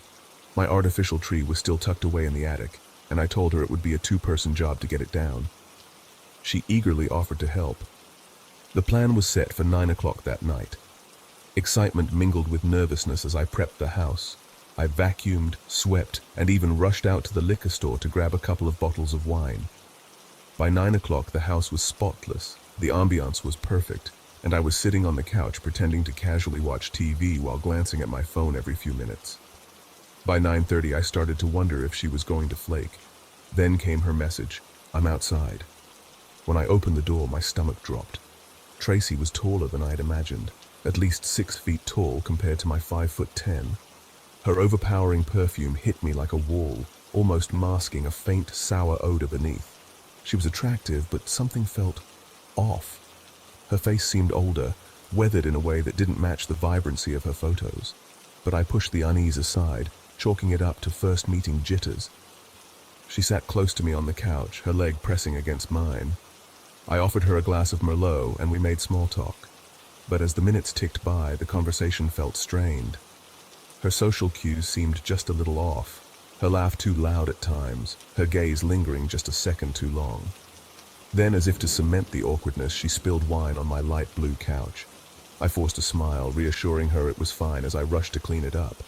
Inside, I was fuming. The tension in the room grew thicker. To break it, I suggested we start setting up the tree. Getting the tree from the attic was no small task. I handed her pieces of it, each one heavier than the last. When I passed her the largest section, she grabbed it effortlessly, her strength surprising me. Once the tree was downstairs, we began assembling it in the living room. I poured her another glass of wine, hoping to ease the lingering tension. But something was gnawing at me. Her presence felt overwhelming, almost intrusive. I couldn't shake the unease creeping up my spine. To distract myself, I focused on decorating. The ornaments were stored in the crawl space, so I excused myself to fetch them. That's when things took a darker turn. As I lugged the first bin of ornaments upstairs, I noticed Tracy wasn't in the living room. I called her name, my voice echoing through the house. No answer. The bathroom was empty. Both bedrooms were empty. She was gone. Puzzled, I checked my phone. She hadn't opened my last snap message. Confusion morphed into a gnawing sense of rejection. Had she just left? Without a word. Frustrated, I crashed onto the couch. The night's events swirled in my head as exhaustion weighed me down. My eyelids grew heavy, and soon the world around me faded into black. I woke to suffocating darkness. The TV was off. The house was eerily silent, the kind of silence that amplifies every creak and groan. Something felt wrong. My limbs were sluggish, my head foggy, as if I'd been drugged. Then I saw it. The faint glow of my phone's screen illuminated the outline of a figure standing in front of me. Tall, unmoving. My breath caught in my throat. Fear rooted me to the couch, my body refusing to respond. "Tracy?" I managed to croak, my voice barely above a whisper. No response. The figure remained still. Summoning what little strength I had, I picked up my phone and turned on the flashlight. The beam revealed Tracy, standing just a few feet away. Her face was blank, her eyes unblinking, staring down at me. Panic surged through me, but my body wouldn't cooperate. All I could do was mumble her name again. She didn't respond. Instead, she turned and bolted down the stairs, her footsteps thunderous. A moment later, I heard the front door slam. Gradually, my strength returned. My head cleared, and I stumbled through the house, my heart racing. Tracy was gone. I checked my phone. Her Snapchat account had vanished. She'd blocked me. I did a frantic inventory of my belongings. At first, nothing seemed missing. Then I noticed the pills. Every bottle of medication, from vitamins to Adderall to the oxycodone I'd been prescribed after surgery, was gone. Even a bottle of vodka from my mini-fridge had disappeared. Realization hit me like a freight train. She hadn't come here for a date. She'd come to rob me. I called the police, providing them with what little information I had. They knocked on my neighbor's door, questioning if they'd seen or heard anything unusual. They hadn't. Tracy, if that was even her real name, had disappeared into the night. Looking back, the signs were there. The overpowering perfume masking an unwashed body. Her peculiar behavior. Her insistence on coming to my house instead of meeting somewhere public. I'm certain she wasn't the person she claimed to be. My theory? She was older, likely homeless, and battling a drug addiction. She'd laced my wine, rendering me defenseless, and then scoured my house for anything of value. The most haunting part of that night wasn't the theft. It was waking up to see her silhouette, standing silently over me in the dark. A grotesque blend of fear and helplessness that I wouldn't wish on anyone. That Christmas, my tree remained undecorated. The joy of the season was overshadowed by the chilling memory of Tracy, a stranger who turned my quiet solitude into a living nightmare. It was Christmas Eve, 1997, and the snow fell in soft, whispering flakes, painting the streets in a blanket of white. But for us, it was just another night. You see, we're Jewish. Christmas wasn't a holiday we celebrated, just a quiet evening like any other. The lights outside twinkled in a festive glow, but inside our home there was no tree, no stockings hung by the fireplace. It was just my little sister and me sitting in front of the TV, trying to distract ourselves from the darkness creeping in. My dad, a doctor, was at the hospital working on call. He always did during the Christmas holidays. It's just what he did. Technically, our mom was home, but that night she wasn't present in any real sense. She was passed out on the couch like she often was by evening's end. Back then, I didn't understand why. I didn't know what it meant to be an alcoholic. All I knew was that whenever the sun set, my mom faded into a deep sleep and we were left alone to fend for ourselves. My sister and I were downstairs watching some boring TV show when we heard it. Knock, knock, knock. At first I didn't think much of it. Maybe a neighbor had come to drop off a plate of cookies or something, but then it came again, louder this time. Knock, knock, knock. I was the oldest, so it fell on me to answer the door. Our front door had glass panes built into it, which made it easy to see who was on the other side. As I approached, I saw a man standing there, dressed in a red Santa suit holding a bag. My heart skipped a beat. Why would a man dressed as Santa be at our house? We didn't celebrate Christmas. We didn't even have a tree. The man saw me through the glass and smiled, his teeth flashing bright white in the dim light. "Hey kid," he said, his voice cheerful. "It's me, Santa. Come on, open the door. I've got your presents." I remember standing there for a moment, unsure of how to react. Santa? On Christmas Eve? Coming to a Jewish home? I wasn't a naive child. I knew better. "Santa isn't real," I said, my voice flat, unmoved by his charade. "And if he was, he doesn't give Jews presents."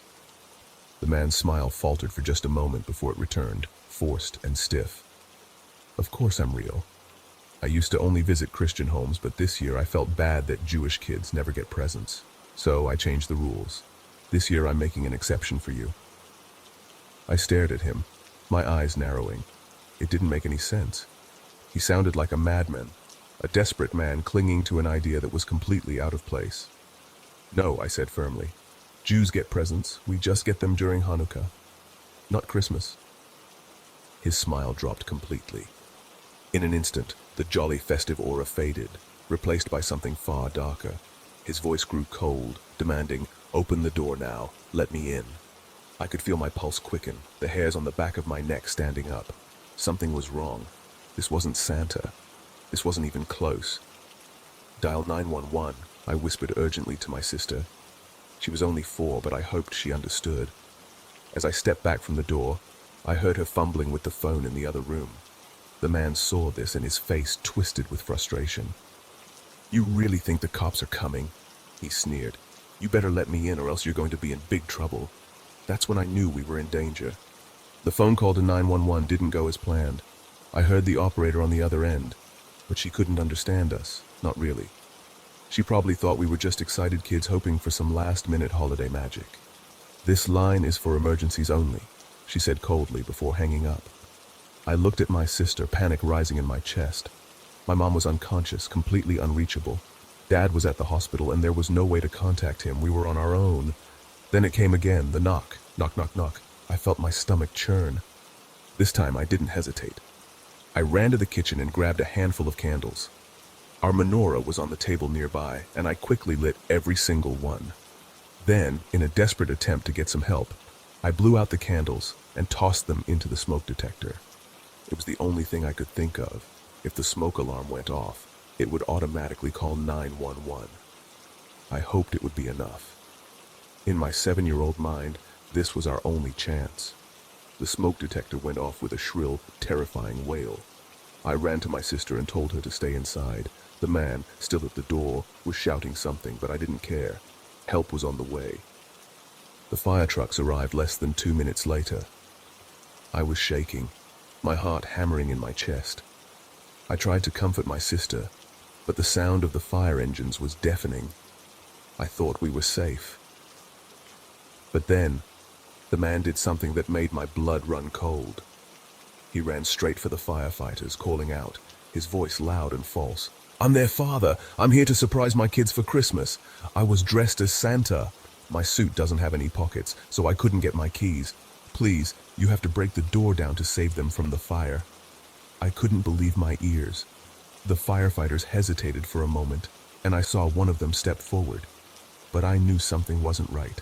I shouted out, "That's not our dad. That's not him." The firefighters paused, looking confused. "Please," I begged, tears streaming down my face. "Our dad's at the hospital. This man isn't him. He's not Santa. We don't even celebrate Christmas." One of the firefighters looked closely at my kippah, the traditional Jewish head covering on my head. Slowly, he began to understand. I explained everything. The phone call, the knock at the door, my desperate attempt to get help. It all came out in a rush of fear and tears. The firefighter finally spoke to the man, his voice firm. Why would Santa be visiting a Jewish home? The man stuttered, his face twitching as he tried to explain, but it was too late. 2 firefighters stepped forward, taking him by the arms, wrestling him to the ground. The 3rd firefighter called the police, asking about the hospital where my dad worked. When the police arrived, they arrested the man without hesitation. They even checked the hospital where my dad worked and informed him of what had happened. My dad came home a short while later, furious with our mum for being unconscious during the whole ordeal. But above all, he was relieved that we were okay. He hugged us tightly, as if he never wanted to let go.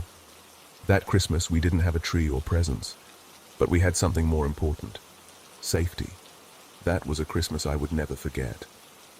Looking back now, I truly believe being Jewish saved our lives that night. Had we opened the door to let Santa in, who knows what would have happened? It's a thought that still haunts me. It was supposed to be a relaxing holiday getaway, a cozy retreat to the Poconos, tucked away in the woods, far from the hustle and bustle of the city. But what was meant to be a peaceful escape soon became a nightmare that we couldn't wake up from. It was December 2022, and my girlfriend Charlotte and I were excited for our little winter adventure. We had rented a charming, festive Airbnb, decked out with Christmas decorations. Nestled in the woods, the property offered a beautiful view, and there was even a quaint village nearby that made everything feel more magical. The snowstorm coming that night only added to the charm. It would be perfect, we thought. We'd leave a little early, stock up on groceries, and get everything set up at the house before the storm hit. The 4-hour drive from the city to the Poconos was smooth. We made a quick stop at a Family Dollar for some snacks, then headed straight for the Airbnb. As we turned off the main road, the gravel path through the trees led us to the house, shrouded in an eerie yet inviting quiet. It was surrounded by towering pines with Christmas lights twinkling like stars. There were light-up reindeer, a big snowman, and candy canes lining the walkway to the front door. The house itself was picture-perfect, just like in the photos. A big deck with a hot tub awaited us, and I imagined relaxing there while snowflakes fell softly around us. Inside, the warmth enveloped us like a hug, and the smell of wood and pine filled the air, exactly as we'd hoped. A Christmas tree stood proudly in one corner, stockings hung on the walls, and smaller decorations were scattered throughout, giving the house a cozy, welcoming feel. The fireplace in the living room added an extra layer of comfort, with a stack of logs next to it. We settled in quickly, unpacking our things in one of the 3 bedrooms, though we only planned to use one. I poked around the house, checking the fridge, flipping through TV channels, and gazing out the windows at the surrounding woods. There was an upstairs loft with a pool table and some couches, and a basement that seemed to stretch far beneath the house. Curiosity got the better of me, and I decided to explore the basement. It was colder down there, the air damp and heavy. The basement had no cozy touches like the rest of the house. It felt more like a forgotten space, dark, cold, and lifeless. But before I could linger too long, a knock at the front door interrupted my thoughts. I rushed to answer it, thinking it was the host, Mike, or perhaps a neighbor. When I opened the door, I was met with a man in his late 40s, wearing a ripped yellow-brown jacket and gray sweatpants. He had a friendly smile, but something about his presence unsettled me. "How are you folks doing?" he asked. I replied with a smile, introducing myself and asking if he was the Airbnb host. He said he ran the place with his brother and that he lived just up the road. He mentioned if we needed anything, we could let him know. I thanked him and closed the door. It struck me as odd that he referred to my girlfriend Charlotte without even meeting her. Sure, I'd spoken to Mike earlier about coming up with my girlfriend for a Christmas getaway, but Charlotte hadn't even opened the door. Maybe Mike had told him about us, but still, something felt off. It was pitch black outside by now, and the snowstorm had begun in earnest. We cranked up the heat inside and started preparing our dinner. Simple comfort food, just what we needed after a long drive. Chicken thighs, broccoli, potatoes, and cornbread. We ate on the couch, the glow of the Christmas tree casting a warm, peaceful light over the room as we watched the Polar Express. Christmas was our favorite time of year, and everything felt just as perfect as we'd hoped. After the movie, We decided to take a dip in the hot tub on the deck. The snow had started falling heavily, and the world around us seemed to vanish beneath a blanket of white. I turned on the lights outside, creating a warm, festive glow around us. As we relaxed in the hot tub, the cold night air mixed with the warmth of the water, and we couldn't help but feel like we were in our own little winter wonderland. But then, everything changed. The bubbles from the hot tub suddenly stopped. Everything went silent. Charlotte and I exchanged a look, both of us sensing something wasn't right. Then came the unmistakable sound of footsteps, heavy and deliberate, somewhere on the property. I froze, my heart pounding in my chest. I asked Charlotte if I should shout out to see who it was, but she whispered, "No." The footsteps grew fainter, moving away from us, until they disappeared into the distance. I tried to brush it off, telling Charlotte it was probably just a deer or an animal, but deep down I knew those footsteps weren't from any animal. They were from a person. We finished up in the hot tub, though the uneasy feeling lingered. After a quick shower, we climbed into bed, trying to shake off the strange encounter. But then, in the middle of the night, it happened again. Bang, bang, bang, loud, aggressive knocks on the front door. My body went cold with fear. Charlotte, shaken, gripped my arm, whispering for me to stay in bed and not make a sound. I wanted to check who it was, but something in my gut told me not to. The knocks came again, 3 sets of furious bangs before finally stopping. We sat in the silence, wide awake, hearts racing. After what felt like an eternity, I got up to lock the bedroom door for added security, but I was terrified. Who would knock on our door at this hour in the middle of a snowstorm? We sat there in the dark, whispering to each other, too scared to sleep. Eventually, we mustered the courage to lie back down, but sleep never came easy that night. In the morning, I texted Mike. He responded quickly, confused about the knocks. He said it was strange and that we should alert the authorities if anything like that happened again. He was right, but his response wasn't comforting. What was there to do? We were alone, isolated in a remote house in the middle of a snowstorm. The next morning, the snow had continued to fall. There was a thick blanket of white covering everything. I went outside to clear the snow off my Jeep, and that's when I saw them, footprints in the snow. They led from the edge of the property and circled the house, almost like they had been watching us. I couldn't understand how this was possible. Any footprints from the night before should have been covered by now, but these looked fresh. Just then, I heard footsteps approaching. Tom, the man who had greeted us earlier, walked around the corner of my car, his face still that same unnerving smile. I mentioned the hot water issue, and he confirmed he was here to check on it. But I couldn't shake the feeling that something was wrong. I told him about the strange knocks and showed him the footprints. He dismissed it all, saying there were strange folk who wandered around at night, but that we didn't need to worry. The words felt hollow, and I began to get a bad feeling about Tom. He was odd, to say the least. I texted Mike again. This time something in his reply caught my breath. "Is Tom the name of the plumber?" "No," I told him. Tom was his brother, the one who greeted us. Mike's next message sent chills down my spine. "I don't have a brother named Tom." My heart dropped. I hurried to Charlotte and told her we needed to leave, now. We grabbed our things, throwing everything into the car in a frantic rush. I glanced into the rearview mirror as I started the Jeep and saw Tom walking quickly toward us from behind. My foot slammed on the gas pedal and I drove as fast as I could, not looking back. Once we were on the road, we called Mike, explaining everything. He didn't stay on the line long, but 20 minutes later, he called us back. The police had arrived at the house, but couldn't find anyone inside. Mike was on his way to the property too. But what disturbed me the most was that the man who had been watching us from the moment we arrived, who had been knocking at our door in the dead of night, was still out there. We didn't stay in the area much longer. We drove around for a while, trying to calm down after the terrifying experience. By the time we reached home, the fear hadn't gone away. Mike sent me a final message that night, apologizing for everything. He claimed he had no idea who Tom was. But what troubled me most was that Tom had been watching us all along, probably from the moment we arrived. He had been there while we were in the hot tub, and maybe he was the one knocking on our door in the middle of the night. We never found out his true intentions, but whatever they were, I'm glad we left when we did. because there's a good chance we wouldn't have gotten out of there alive. It started with a crackling sound in the blizzard, something sharp like the snapping of brittle bones.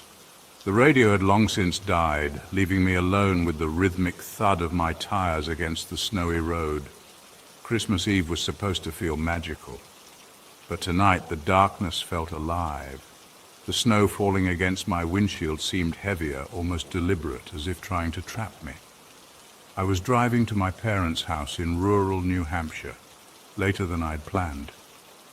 The office Christmas party had dragged on, and by the time I hit the highway, it was well past 9. My GPS glowed faintly on the dashboard, guiding me through the winding back roads, promising an arrival just after 11 p.m. But something felt wrong tonight. The barren fields outside, draped in white, seemed too empty. The skeletal outlines of trees looked like jagged hands reaching for the car. Even the hum of the heater did little to chase the creeping unease clawing at my thoughts.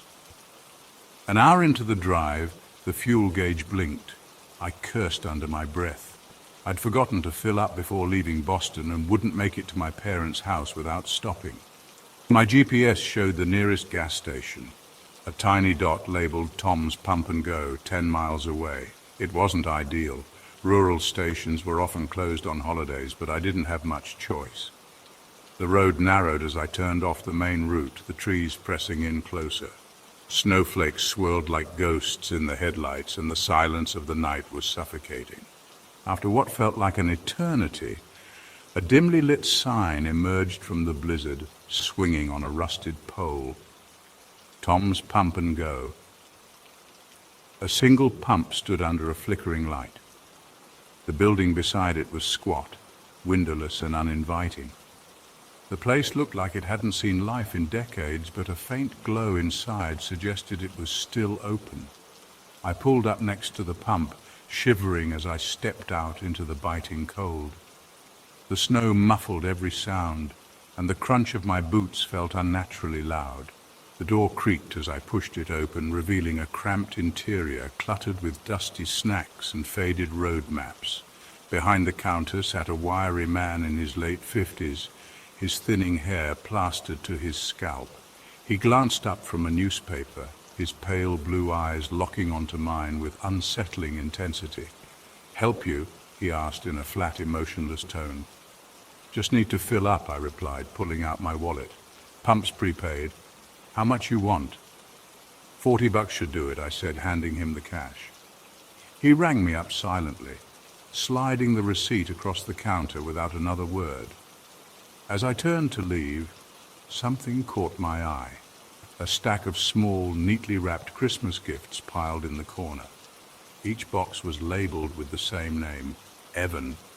"Nice gifts," I said, trying to lighten the mood. "Big family." The man's expression darkened. "None of your business," he muttered, his eyes narrowing. Outside, the snow had thickened into a near whiteout. I hurried to the pump, fumbling with the nozzle as the wind bit at my face. That's when I heard it. A faint sound, almost lost in the howling wind. At first I thought it was just the storm, but then it came again. A muffled scream. I froze, my hand tightening around the nozzle. The sound was faint but distinct, a woman's voice pleading. My pulse quickened as I strained to locate the source. It was coming from behind the building. Every instinct screamed at me to get back in the car and leave, but something about the desperation in that voice anchored me in place. Against my better judgment, I crept around the side of the building. The snow-covered path led to a narrow, darkened door. It was slightly ajar, and through the crack I could hear muffled cries growing louder. "Please don't," a woman's voice pleaded, her words choked with sobs. "Shut up," a gruff male voice growled. "Nobody's coming for you." My heart hammered in my chest. I reached for my phone, but the screen showed no signal. Swallowing hard, I pushed the door open, revealing a narrow staircase descending into darkness. The cries grew louder, each one clawing at my nerves. I couldn't just walk away. I descended slowly, each step creaking under my weight. At the bottom, a dimly lit room came into view. A young woman, no older than her mid-20s, was tied to a chair. Her face was bruised, her tear-streaked eyes wide with terror. A burly man loomed over her, his back to me, muttering something cruel. Without thinking, I grabbed a rusty wrench from a nearby workbench. My grip tightened as adrenaline surged through me. Before he could react, I swung the wrench with all my strength, connecting with the side of his head. He collapsed with a guttural grunt, and the woman let out a muffled scream behind her gag. "I'm here to help," I whispered, rushing to untie her. Her hands were trembling, her breath coming in shallow gasps. "Can you walk?" She nodded weakly, and I helped her to her feet. Behind us, the man groaned, starting to stir. "Go!" I urged, practically dragging her up the stairs. We burst out into the blizzard, the icy wind slamming into us like a wall. I shoved her into the passenger seat and jumped behind the wheel. As I peeled out of the lot, headlights illuminated the wiry clerk running out of the building, a shotgun in his hands. The car fishtailed on the icy road, but I managed to regain control, speeding away into the night. For miles, neither of us spoke. The woman sat shaking, her eyes fixed on the dashboard. Finally, she whispered, "Thank you." Her voice was barely audible, but the gratitude in it was unmistakable. We reached the next town, where I pulled into a well-lit diner and called the police. She told her story while we waited. She'd been abducted from a nearby rest stop earlier that evening. The man and the clerk had planned to kill her after their fun. My stomach churned at the thought. The police arrested both men later that night. Evidence in the basement tied them to several unsolved disappearances in the area. I spent Christmas morning at the police station, giving statements and trying to process what had happened. When I finally reached my parents' house, their hugs felt warmer than ever. But even now, years later, every Christmas Eve brings it all rushing back. That silent, sinister night. And sometimes, in the stillness of winter, I think I can still hear that faint, muffled scream. It wasn't the storm that made my house feel cold that Christmas Eve. It was something else.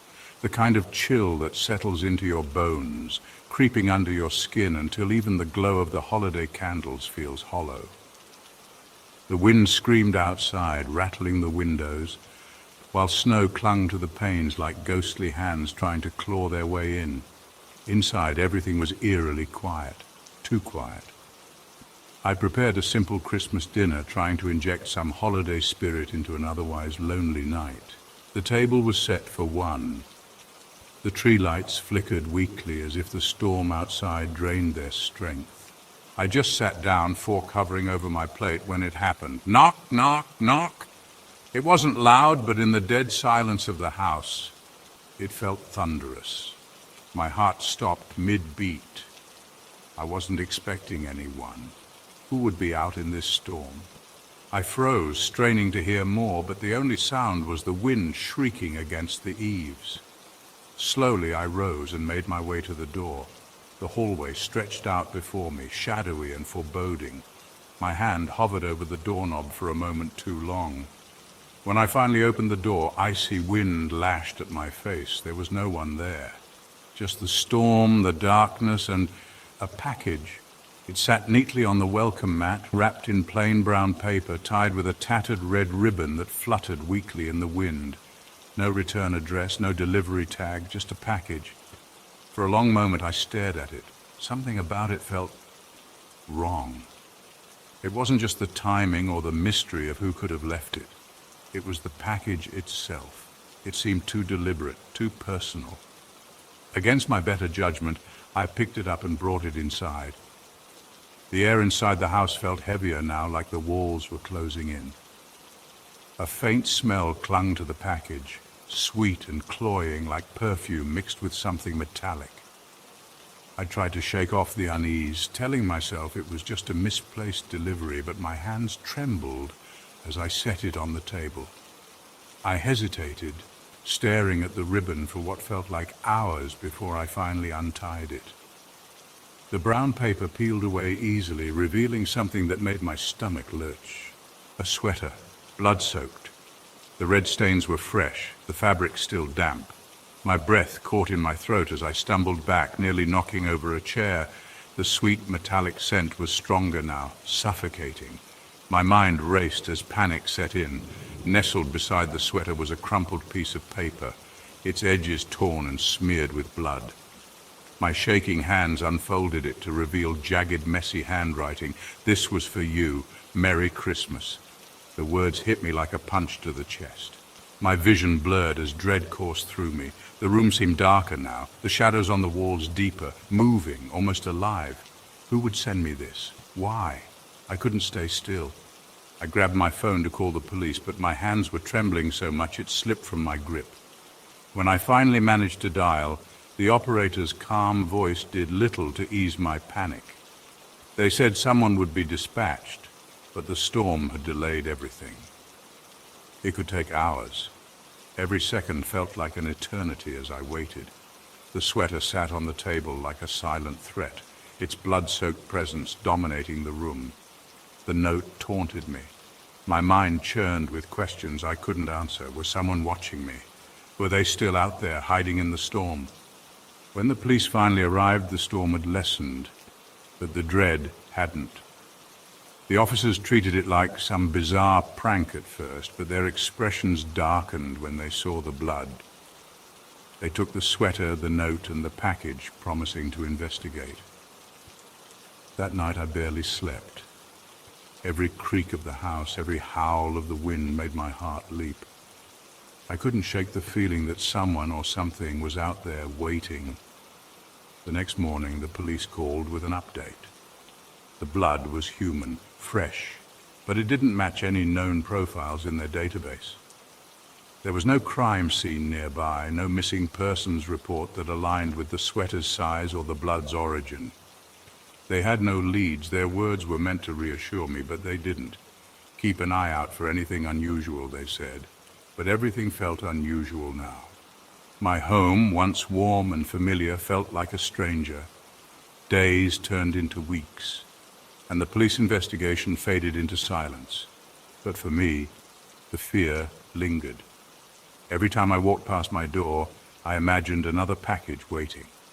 Every Christmas since, I've found myself listening for that knock, bracing for the moment the nightmare returns. Because deep down, I know whoever sent that package wasn't finished. The soft glow of Christmas lights flickered through the frosted windows, casting shimmering reflections across my living room. Outside, the snow fell steadily, blanketing the quiet suburban street in an eerie stillness. It was the kind of night that felt safe, comforting even, but safety, as I would learn, was just an illusion. I just returned from my parents' holiday dinner, carrying with me the warmth of laughter and holiday cheer. Alone now, I poured a glass of wine and nestled into the couch, watching the lights twinkle on my Christmas tree. Everything seemed perfect, until it wasn't.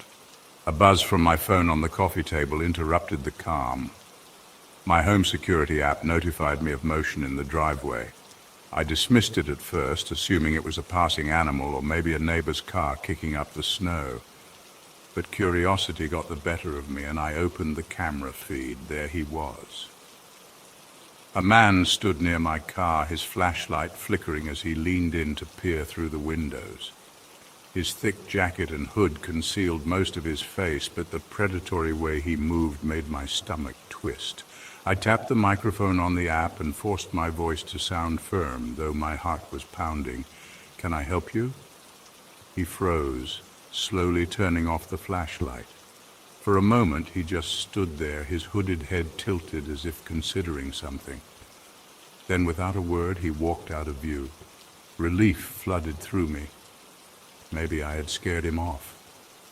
I locked the doors and windows just to be sure and tried to settle back into the evening, but no matter how hard I tried, I couldn't shake the unease. About half an hour later, the silence was shattered. A deafening crash came from the back of the house. My wine glass slipped from my hand, shattering against the hardwood floor. Ice-cold dread gripped me as I rushed toward the noise. The back door's glass panel was obliterated, shards scattered across the kitchen tiles. Cold wind howled through the opening, and in the snow beyond, footprints trailed into the house. Panic set in. My hands trembled as I dialed 911. "Someone's in my house," I whispered to the operator, my voice barely audible. "Find a safe place to hide," she instructed, her tone calm but urgent. "Officers are on their way. Stay on the line." I bolted to my bedroom, locking the door behind me. My mind raced as I grabbed the baseball bat I kept under the bed. The operator stayed with me, her words meant to reassure, but they couldn't drown out the sound of slow, deliberate footsteps moving through my house. "Can you still hear him?" she asked quietly. "Yes," I whispered back, clutching the bat so tightly my knuckles turned white. The footsteps grew louder, closer, until they stopped just outside my bedroom door. The doorknob rattled. I held my breath, my pulse thundering in my ears. "Police are almost there," the operator said. The rattling turned into banging. Each slam against the door made the wood groan. My hands were slick with sweat as I gripped the bat, ready for the moment the door gave way. "Police are on their way!" I screamed, my voice cracking. But he didn't stop. He rammed the door harder, snarling curses under his breath. The frame splintered, and I braced myself for the worst. Suddenly shouts erupted from outside, sharp, commanding voices that cut through the chaos. "Police, hands in the air!" The banging stopped. There was a scuffle, a muffled curse, and then silence. Minutes later, an officer knocked on my bedroom door. I opened it cautiously, relief washing over me at the sight of uniforms. The intruder was gone, but not for long. They found him hiding in a nearby shed, armed with a knife and carrying zip ties in his backpack. "You were lucky," one of the officers told me. "Lucky?" That night I learned how fragile the sense of safety truly is. How quickly the walls of comfort can shatter. Even on a silent, snow-draped Christmas Eve, danger lurks closer than we think. The snow fell silently, blanketing the countryside in an eerie stillness. It was Christmas Eve, the kind of night that feels both magical and unnervingly quiet. But as I drove home from my late shift at the diner, I couldn't shake the feeling that something was off. The roads were deserted, the world around me suffocated by the heavy quiet of falling snow. Then I saw him. A man stood at the edge of the road, his silhouette illuminated by my headlights. His arms waved frantically, cutting through the darkness like a desperate signal. My pulse quickened as I slowed down. He was bundled in a worn jacket, a tattered duffel bag slumped at his feet. For a moment I hesitated. My parents had always warned me never to pick up strangers, especially at night. But it was Christmas Eve, and the thought of leaving someone stranded in the cold gnawed at me. I rolled down the window slightly, just enough to hear him over the hum of my heater. "Are you okay?" I asked, my voice cautious. "Car broke down about a mile back," he said, his breath clouding in the cold air. "Just need a lift to the nearest gas station." He didn't look particularly threatening, just tired and freezing.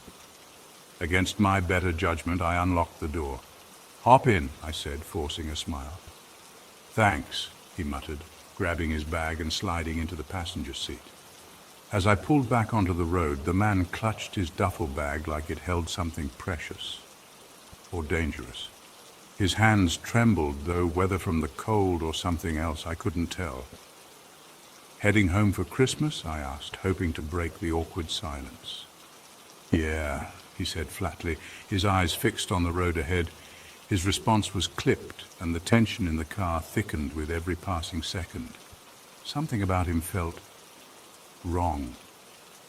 "How far is the gas station?" I asked, keeping my tone casual. "Not far," he replied, his voice low, almost a growl. The road stretched darker and emptier ahead, the cheerful glow of Christmas lights far behind us. I gripped the wheel tighter, my knuckles white. "You know what?" I said suddenly, trying to sound nonchalant. "I just remembered I need to stop by a friend's house first. Won't take long." His eyes narrowed. "You're not taking me to the gas station, are you?" The accusation hung in the air, cold and sharp. My heart thundered in my chest, but I forced a laugh. "It's just a quick stop," I said. I turned onto a side street leading to a small neighborhood, the kind where houses sat close together, glowing with festive lights. My eyes darted to a house with a car in the driveway and a porch light on. "This is it," I said, pulling into the driveway and throwing the car into park. He didn't move. His grip on the duffel bag tightened and his gaze bore into me. "You're lying," he said, his voice low and cold. Ignoring him, I flung open the car door and sprinted to the porch. I knocked loudly, pretending I knew the people inside. My heart pounded so hard I thought it might burst. The man got out of the car, adjusted his bag, and stared at me for a long, agonizing moment. Then, without a word, he turned and walked down the street, disappearing into the shadows. I stood frozen on the porch until the door opened and a startled woman peered out. I quickly explained what had happened, and she let me use her phone to call the police. When the officers arrived, they searched the area but found no trace of the man. They also checked the stretch of road where he'd claimed his car had broken down. There was nothing. I drove home that night, shaken and uneasy. The memory of his bruised knuckles and the way he clutched that bag burned into my mind. I still don't know what was inside that duffel bag or what he had planned for me. But every Christmas Eve since, I can't help but wonder how close I came to becoming someone's nightmare. Snow fell in a hushed symphony, blanketing the world in an unsettling silence. Inside our home, the warmth of Christmas lights cast a cozy glow over the dining room. The scent of roasted turkey and spiced cider lingered in the air as my family, Mom, Dad, my younger sister Sarah, and I gathered around the table. Outside, the world seemed calm, but the kind of calm that felt fragile. The knock came just as Sarah reached for her second slice of pie. It wasn't the gentle tap of a neighbor or the familiar knock of a friend. It was deliberate, heavy, almost commanding. "Who on earth could that be?" Mom said, her smile fading as she rose from her chair. We weren't expecting anyone. It was Christmas Eve, and our home was miles from the nearest neighbor. Dad got up, his movements cautious. He opened the door just enough to peek outside, and a rush of icy air swept through the room. Standing there, shrouded in snow and shadow, was a man. His parka was frayed, his boots worn, and his beard patchy. His face was rough and weathered, but it was his eyes that made me uneasy, darting, calculating, like a predator sizing up its prey. "I'm sorry to bother you," the man said, his voice trembling slightly, though whether from the cold or something else I couldn't tell. "My car broke down a few miles back. Can I use your phone to call for a tow?" Dad hesitated, his hand tightening on the door frame, but Mom, ever the generous soul, ushered him in. "Of course you must be freezing. Come in, come in." The man stepped inside, shaking snow from his boots. He glanced around the room as if memorizing every detail. "Thank you," he said, his smile tight and unconvincing. "It's so quiet out here. Hard to find a house with lights on. You've got a lovely family." Something about the way he said that sent a chill down my spine. Dad handed him the cordless phone, and we all tried to carry on as if nothing was wrong. But I couldn't help stealing glances at him as he spoke, or rather, pretended to. His voice was low, almost inaudible, and when he hung up, he said, "Tow company says it'll be about an hour. You'll wait here where it's warm," Mom insisted, despite the unease hanging heavy in the room. She fixed him a plate, but as he sat with us, something felt off. He ate slowly, his hands trembling as he gripped the fork. His eyes lingered too long on Sarah, who was only 15, and his questions felt intrusive. "Where do you work? How long have you lived here? Do your neighbors live close by?" Dad tried to keep the conversation light, but I could see the tension in his jaw. When an hour passed and no tow truck arrived, Dad reached for the phone. "Let me call them again," he said. "No." The man's voice was sharp, almost a bark, and the room went still. Realizing his outburst, he forced a laugh. "I mean, it's Christmas Eve. They're probably just running behind. I'll wait a little longer." Dad didn't push, but his eyes flicked toward the hallway where he kept his hunting rifle. The man's behavior grew stranger. He barely touched the second plate Mum served him, instead tapping his fingers rhythmically on the table, his eyes darting to the windows, the doors. "I think I'll step outside for a smoke," he finally said, standing abruptly. "You don't have to," Mum started, but Dad cut her off. "Let him." The man grabbed his coat and stepped onto the porch. Dad followed, locking the door behind him. "What's going on?" Sarah whispered. "I don't know," I said, my stomach twisting, "but something's not right." Through the window, I watched the man pace back and forth, lighting a cigarette with shaky hands. He glanced at the driveway, then at the woods, then back at the house. He didn't seem like someone waiting for a tow truck. After a few tense minutes, he stomped down the snowy road, disappearing into the night without another word. We didn't sleep that night. The next morning, Dad drove to the nearest gas station to ask about the tow company. The attendant frowned when Dad described the man. "No one called for a tow last night," he said. "Haven't seen anyone walking in from that direction either." Unease settled over us as we pieced things together. The man had lied about the call, and the way he'd studied our house, our family, it was as if he'd been planning something. Later that afternoon, Dad checked the porch. Beneath the freshly fallen snow were cigarette butts, far more than the man could have smoked in the few minutes he'd stood outside. It was as if he'd been there much longer than we realized, watching. We double-checked the locks on every door and window. Dad even installed a new deadbolt on the front door. The man never came back, but for the rest of that winter, every knock at the door sent a chill down my spine. It was a Christmas I would never forget. I was just a boy, somewhere between the ages of 8 and 10, when something happened that would haunt me for years to come. Growing up, I always loved Christmas, everything about it, from the sparkling lights to the smell of cinnamon in the air to the joy of unwrapping presents. Our house, a 2-story old Victorian-style home, was always beautifully decorated. My family, consisting of my parents, older brother, and younger sister, would spend days decking the halls.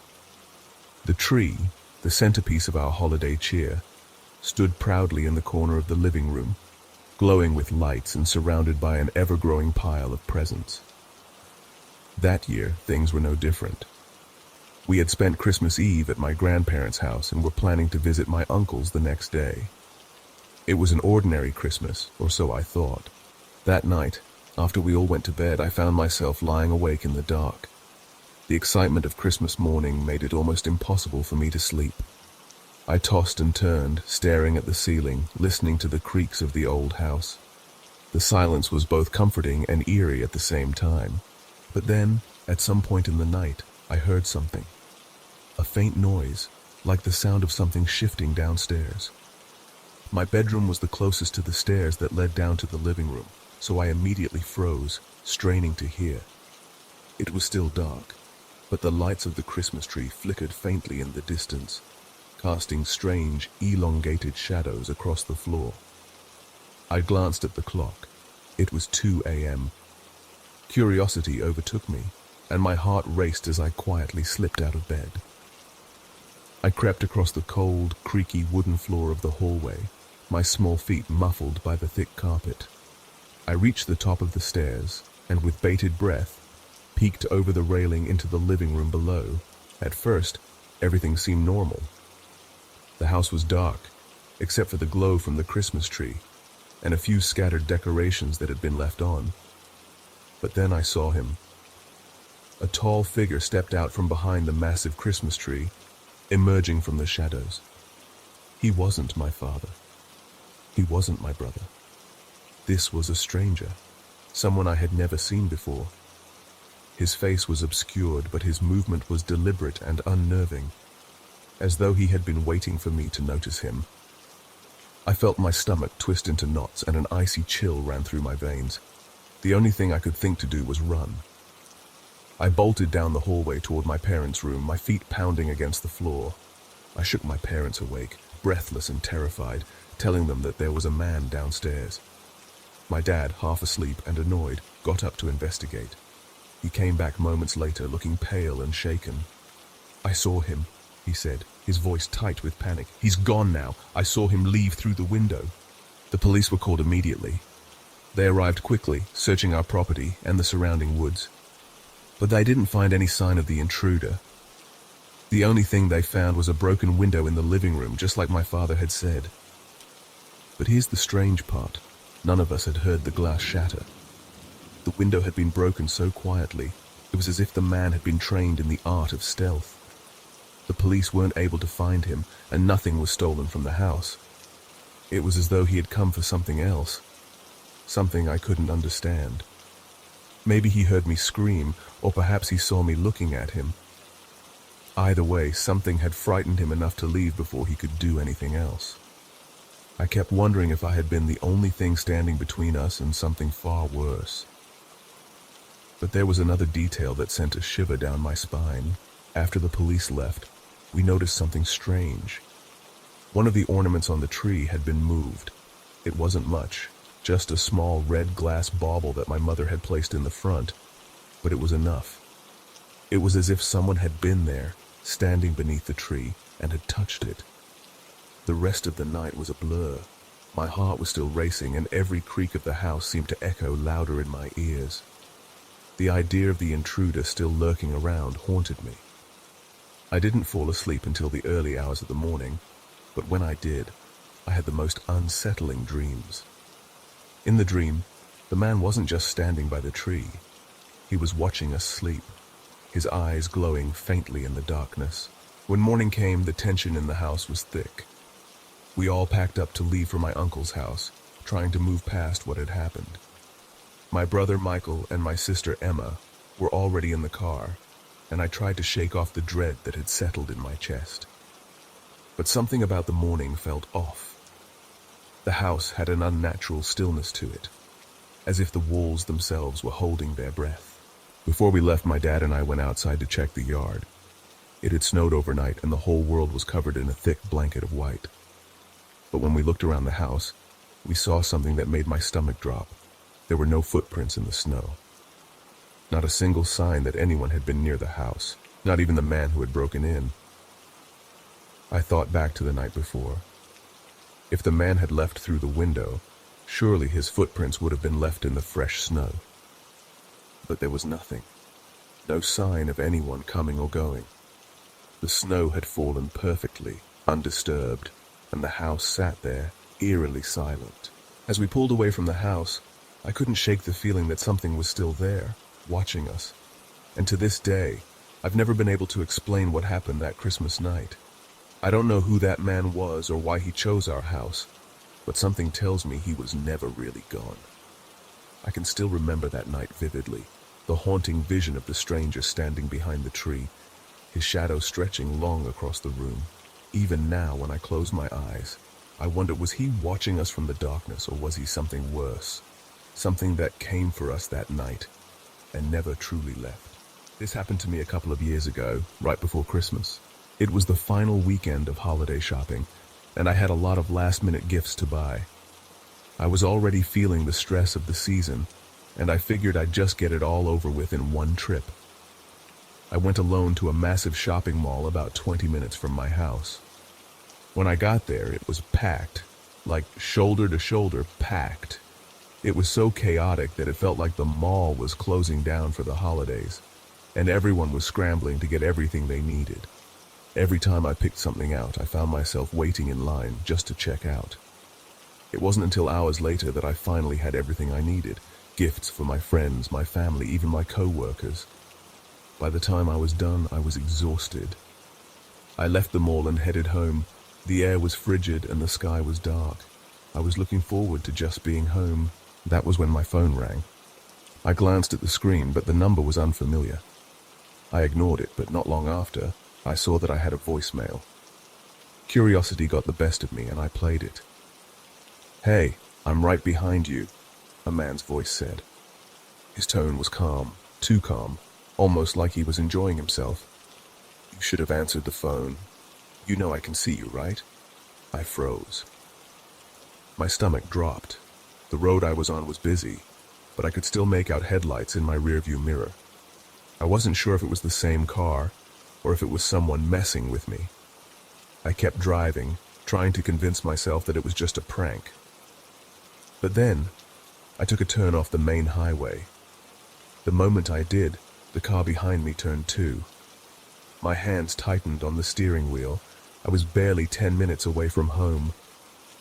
My heart pounded as I realized I was being followed. I had heard stories about this, about people being stalked by strangers on the road. I quickly grabbed my phone and asked Siri for directions to the nearest police station. The route popped up immediately, just 5 minutes away, but by the time I made it to the street where the station was, I noticed something strange. The car behind me had stopped following me. I pulled into the parking lot anyway, just to be sure. I sat there, watching the street through my rearview mirror. After a few minutes of pure silence, I finally felt safe enough to leave. I couldn't shake the feeling that someone was still out there. I got back on the road and made my way home. As I pulled into my driveway, my phone rang again. My heart nearly stopped when I saw the same number on the screen. I hesitated, but then answered. "You should have gone home," the man's voice hissed. "I know where you live." My blood ran cold. Before I could react, I heard the unmistakable sound of an engine. My eyes darted to the street. Headlights were coming toward me. Panic surged through my veins. I ran to the door, heart thudding in my chest, and slammed it shut behind me.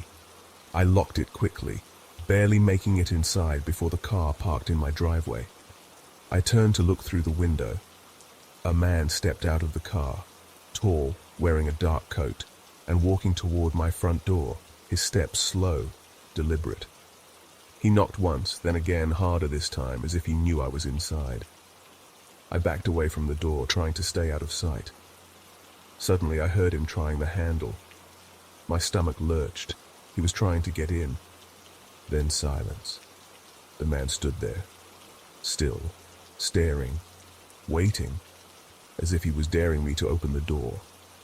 I dialed 911, my hands shaking, and explained what was happening.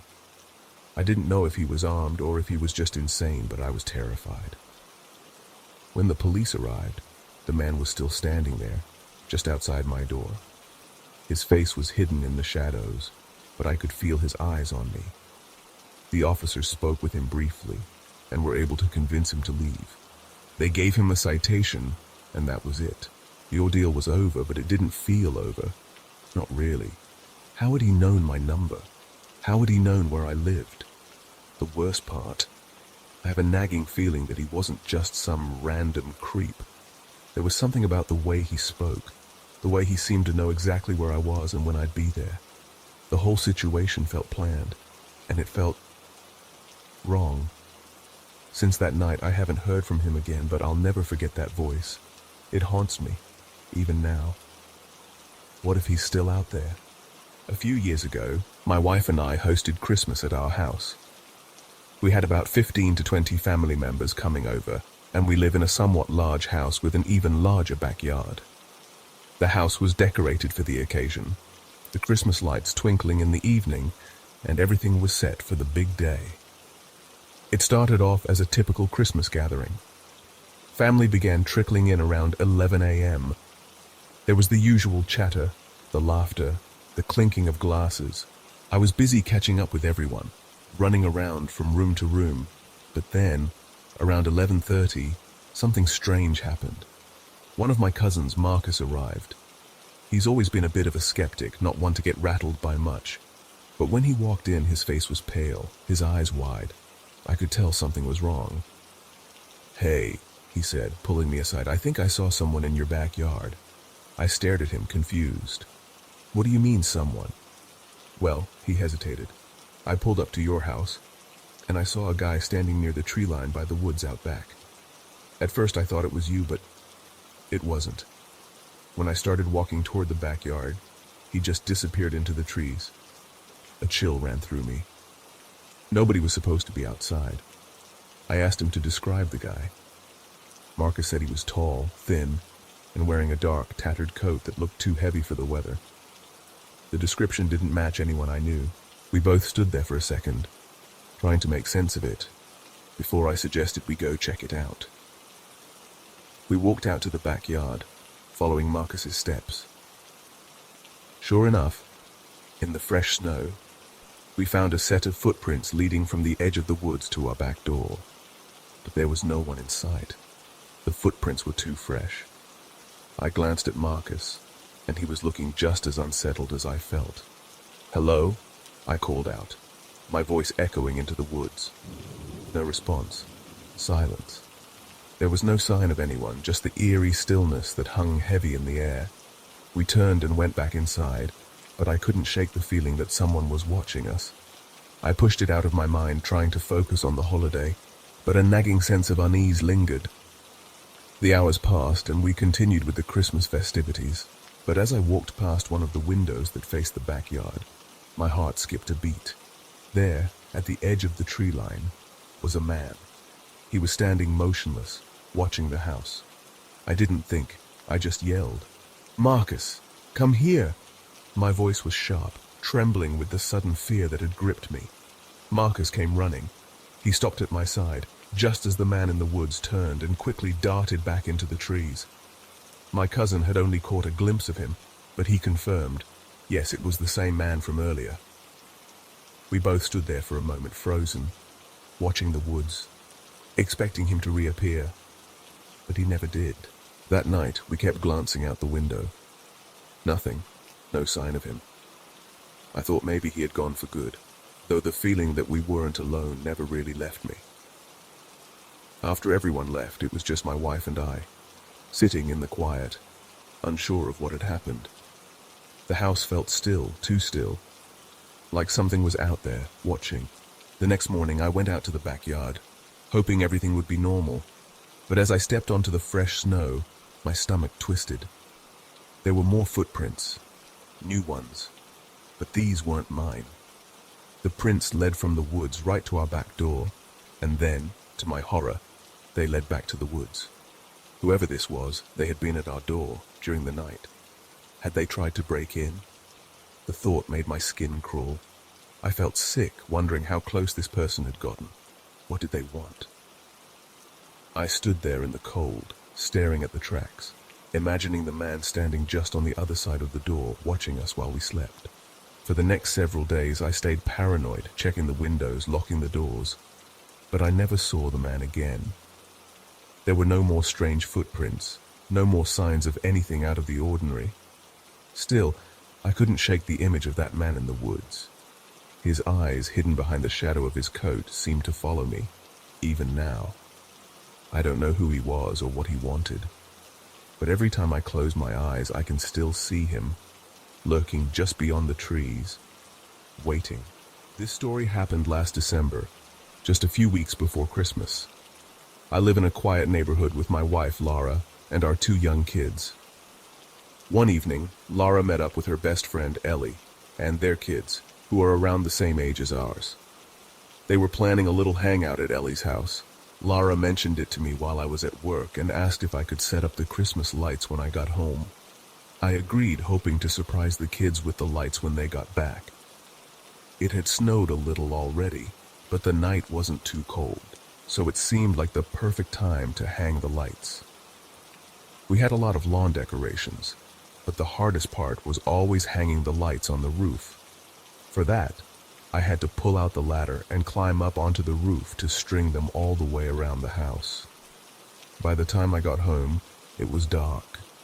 I grabbed everything I needed from the garage and set up the decorations in the front yard first. Then I grabbed the ladder and climbed up to the roof. The lights ran all the way around our house, from the front to the back.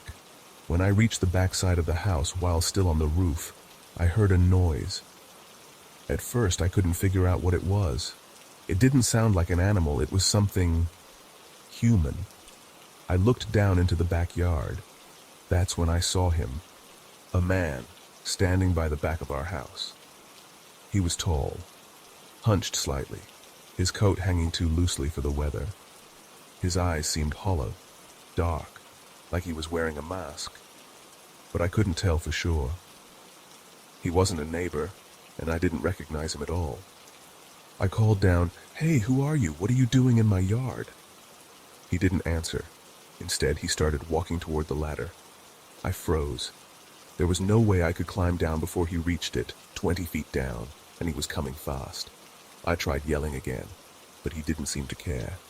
He reached the ladder, grabbed it, and knocked it down with one forceful motion. I was stranded on the roof. Panic surged through me, but I tried to stay calm. He was already moving toward the back door. My heart raced. I had left it unlocked earlier. I quickly pulled out my phone and dialed 911. My hands were shaking, but I managed to explain what was happening. The operator told me to stay on the line and wait for help. I yelled down to the man, hoping he'd hear me. "I've called the cops, you better leave." There was no response, no sound from the man. I couldn't even hear footsteps as he moved around the back of the house. Was he inside already? 2 minutes later, everything happened so fast I could barely process it. The man ran out of the house, bursting through the back door like a wild animal. He tore across the yard, running at full speed toward the fence that separated our yard from our neighbor's. Without hesitation, he vaulted over it, disappearing into the dark night. I couldn't believe it. He didn't have anything in his hands, no bags or stolen items. Maybe he'd grabbed something small, but I didn't see him take anything. Not long after the police arrived, they helped me down from the roof and searched my house. They checked the whole property and even combed the surrounding area. I had only caught a brief glimpse of the man, so I couldn't give a very detailed description. But what baffled me most was what they found, or more accurately, what they didn't find. Nothing was disturbed. There were no signs of a break-in. Nothing was stolen. It didn't make sense. Why had he entered my house? What was he after? The police said they'd keep looking around the area, but I couldn't help but feel unsettled. The guy was gone, but the terror of what had just happened still hung in the air. Once the police left, I finished setting up the lights, but I couldn't shake the feeling that something wasn't right. It felt like the whole neighborhood was holding its breath. My wife and kids came home later, and everything seemed normal again, but I couldn't help but glance over at the back door every now and then. It felt like someone was still watching. The man never came back. I don't know who he was or what he wanted, but I still feel uneasy when I look out toward the backyard at night. The next year, I put up the decorations again, but this time I was a little more careful. I didn't take any chances. That night still lingers in the back of my mind, like a shadow that never fully fades away. This happened on Christmas Eve last year. I was 22, fresh out of college, and still living with my parents. Every Christmas Eve, my family gathers at my Uncle Vince's house for a celebration. But last year, I had to work. I had a part-time job at a department store in a nearby city, which I usually worked at during the summer or when I was back home from school. The pay was decent, but I had to miss the family gathering at my uncle's house. That night, we closed early at about 8 p.m. instead of the usual 10. The drive to my uncle's place was nearly an hour away, so I knew it would be too late by the time I arrived. I decided to skip the gathering and head home to be by myself. I got back to my parents' house around 8:30. I texted my parents to let them know I was home, and they said they'd probably stay at my uncle's until almost midnight. I made myself some food and then went into the living room to relax. The house felt empty, just the way I liked it. It was quiet. I threw on a movie and tried to distract myself from the loneliness. Everything was fine until about 11 p.m. That's when it happened. Loud bangs on the front door. My heart stopped. I froze, sitting up, my body tensing as I listened. The knocking was harsh and violent, as though whoever was at the door was pounding with all their strength. I waited, but the banging only grew louder, more frantic. My mind raced. I didn't want to look, but I couldn't help myself. I slowly got up and moved to the window that overlooked the front door. I was upstairs, and the living room was in the back of the house, so I had a decent view. My hands were shaking as I carefully peeled back the window curtain. What I saw sent a chill down my spine. 3 large men, their faces hidden beneath dark hoods and oversized hats, were standing by the front door. I couldn't see their faces, but I could feel their eyes burning into the darkness, even though I wasn't sure if they could see me. One of them was still knocking, the sound echoing through the night. I didn't know what to do. Panic set in. My breath quickened as I backed away from the window and ran to grab my phone. My fingers fumbled as I dialed my parents. "Mom, Dad," I whispered frantically, "there are 3 men outside. I don't know who they are, but they're knocking on the door. What should I do?" They didn't know who they were either. My mum sounded scared. "Call the police," she said. "We're on our way, but it'll take us at least 45 minutes to get there. Just stay inside and lock up. I did as she told me, but the knocking didn't stop. The silence that followed only made my heart race faster. I watched through the window, my pulse pounding in my ears, as the men suddenly sprinted to the back of the house. The hairs on my neck stood up. I moved quickly, almost instinctively, toward the back of the house to see where they were going. My breath caught in my throat as I heard the rattling of the back door handles. They were trying to get in. I dialed 911, but I could barely speak. My voice was shaking. There are men trying to break into my house. Please help. Then everything went eerily quiet. The seconds stretched on, feeling like hours. My heart was in my throat. Had they left? Were they still out there? I didn't know. But the silence was broken by another round of heavy banging, this time from one of the windows at the back of the house. My mind spun. I didn't think the window would hold up much longer. I could hear the wood groaning under the pressure, ready to shatter. Just as I was about to lose it, I heard the sound of a car pulling into the driveway. The sirens. The police. Relief washed over me, but it was fleeting. The men stopped pounding, and when I peeked out the back window again, I saw them. 3 dark figures sprinting through the yard, headed toward the far end where a row of trees lined a small, quiet road. They were fast, too fast. They disappeared into the night before the police even got to the front door. I rushed out to meet them, breathless. They were running, I told the officer, my voice shaking. They're gone now. I don't know where they went. They just disappeared.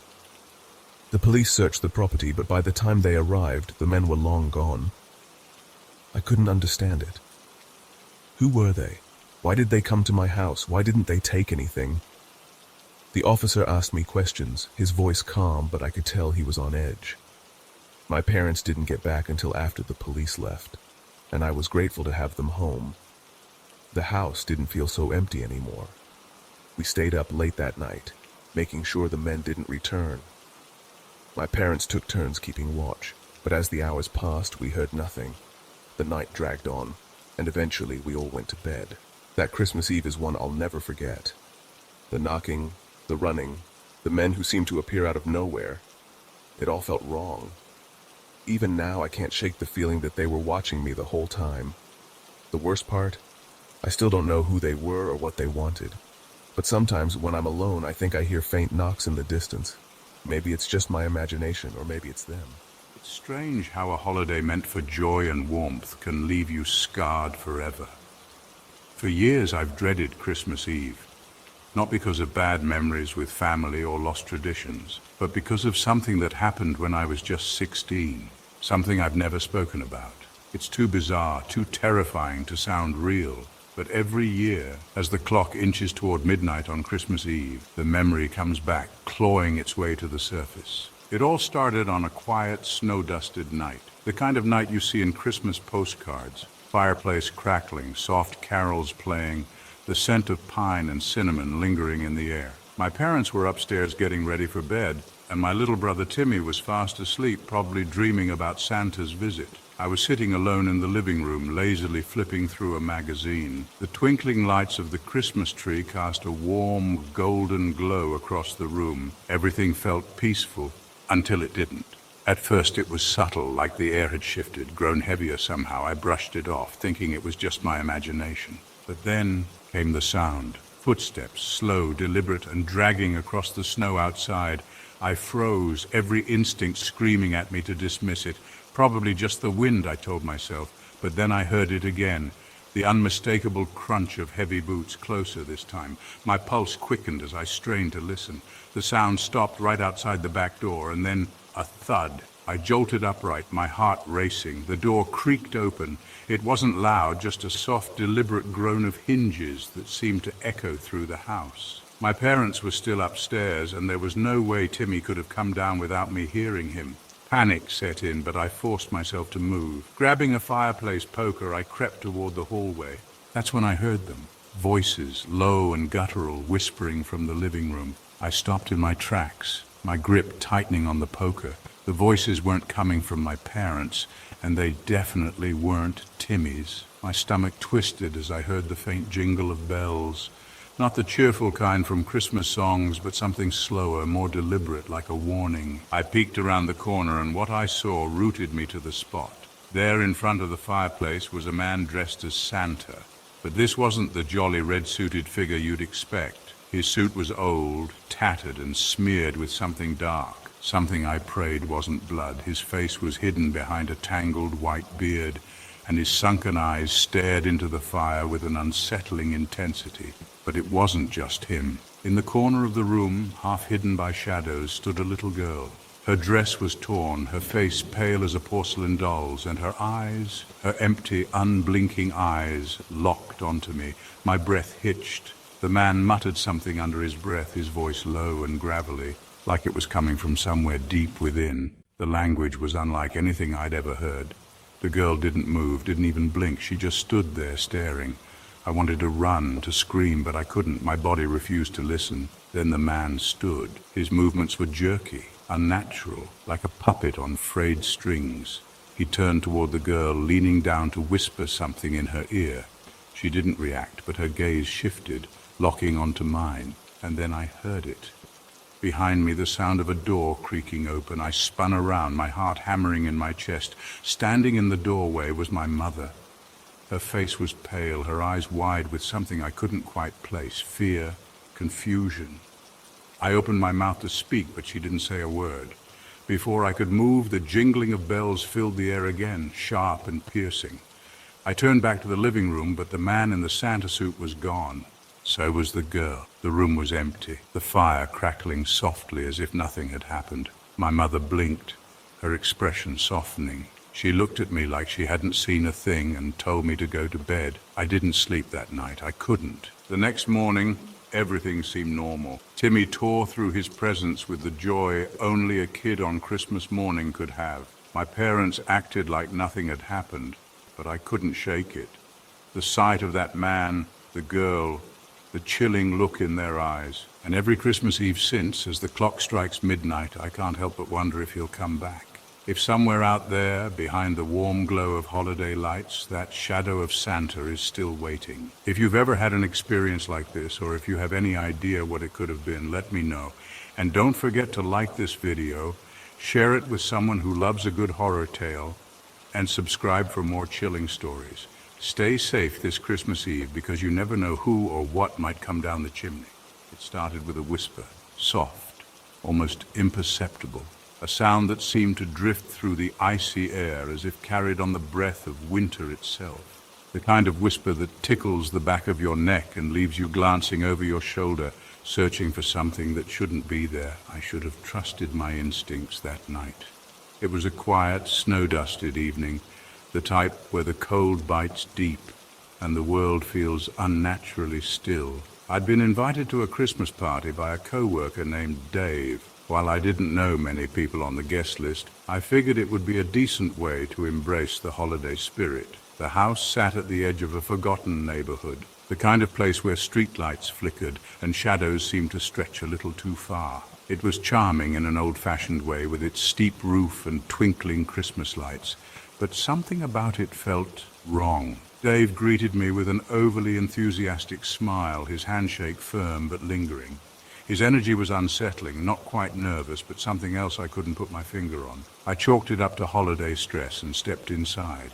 The warmth of the house was immediate, the scent of pine mingling with cinnamon and something sour, barely noticeable but enough to make me wrinkle my nose. The wooden floorboards creaked underfoot, and the dim lighting cast long shadows that danced on the walls. As the party began, more guests trickled in. Laughter, clinking glasses, and festive music filled the air. But despite the cheerful noise, I couldn't shake the gnawing feeling in my gut. Something was off. My unease kept drawing my gaze to a door at the back of the house. It was slightly ajar, revealing nothing but darkness beyond. Nobody seemed to acknowledge it, not even Dave. If anything, he avoided looking in its direction altogether. I tried to brush it off, mingling with the crowd and sipping mulled wine, but the door's shadowed crack gnawed at my curiosity. Then it happened. A sound, faint but unmistakable. A voice. At first I thought it was part of the music, but the low murmur was coming from the direction of the door. I froze, straining to hear. The words were unintelligible, but the tone was unmistakably wrong, like a growl wrapped in a whisper. My curiosity overpowered my fear. Quietly excusing myself from a conversation, I weaved through the crowd until I stood before the door. My hand hovered over the wood, hesitating. Then, as if it sensed my presence, the door creaked open on its own. Cold air spilled from the room, sharp and unnatural. I stepped inside. The room was dim, lit by a single flickering lamp in the corner. Its weak light barely reached the walls, which seemed to press inward, heavy with an oppressive stillness. At the center of the room sat a small table, and beside it, an ancient armchair. The chair was occupied. A man slumped in it, his back to me. He wore a faded Santa suit, its red dulled to rust, and its trim stained yellow with age. His skeletal hands gripped the armrests, pale and almost translucent. My breath caught in my throat as the air around me seemed to thicken, and then he moved. The man's head turned slowly, painfully, as though every vertebra creaked with resistance. When his face came into view, I stumbled back. His eyes were sunken, milky white and unblinking. His cheeks were hollow, his skin ashen and stretched taut over his skull. He opened his mouth, and the sound that emerged wasn't human. "You shouldn't be here." The words slithered through the air, low and guttural. My feet were rooted to the spot, my body refusing to obey my mind's desperate plea to flee. And then his hand twitched. That tiny movement broke the spell. I stumbled backward, tripping over the doorframe as I scrambled to escape. Slamming the door shut, I leaned against it, my chest heaving.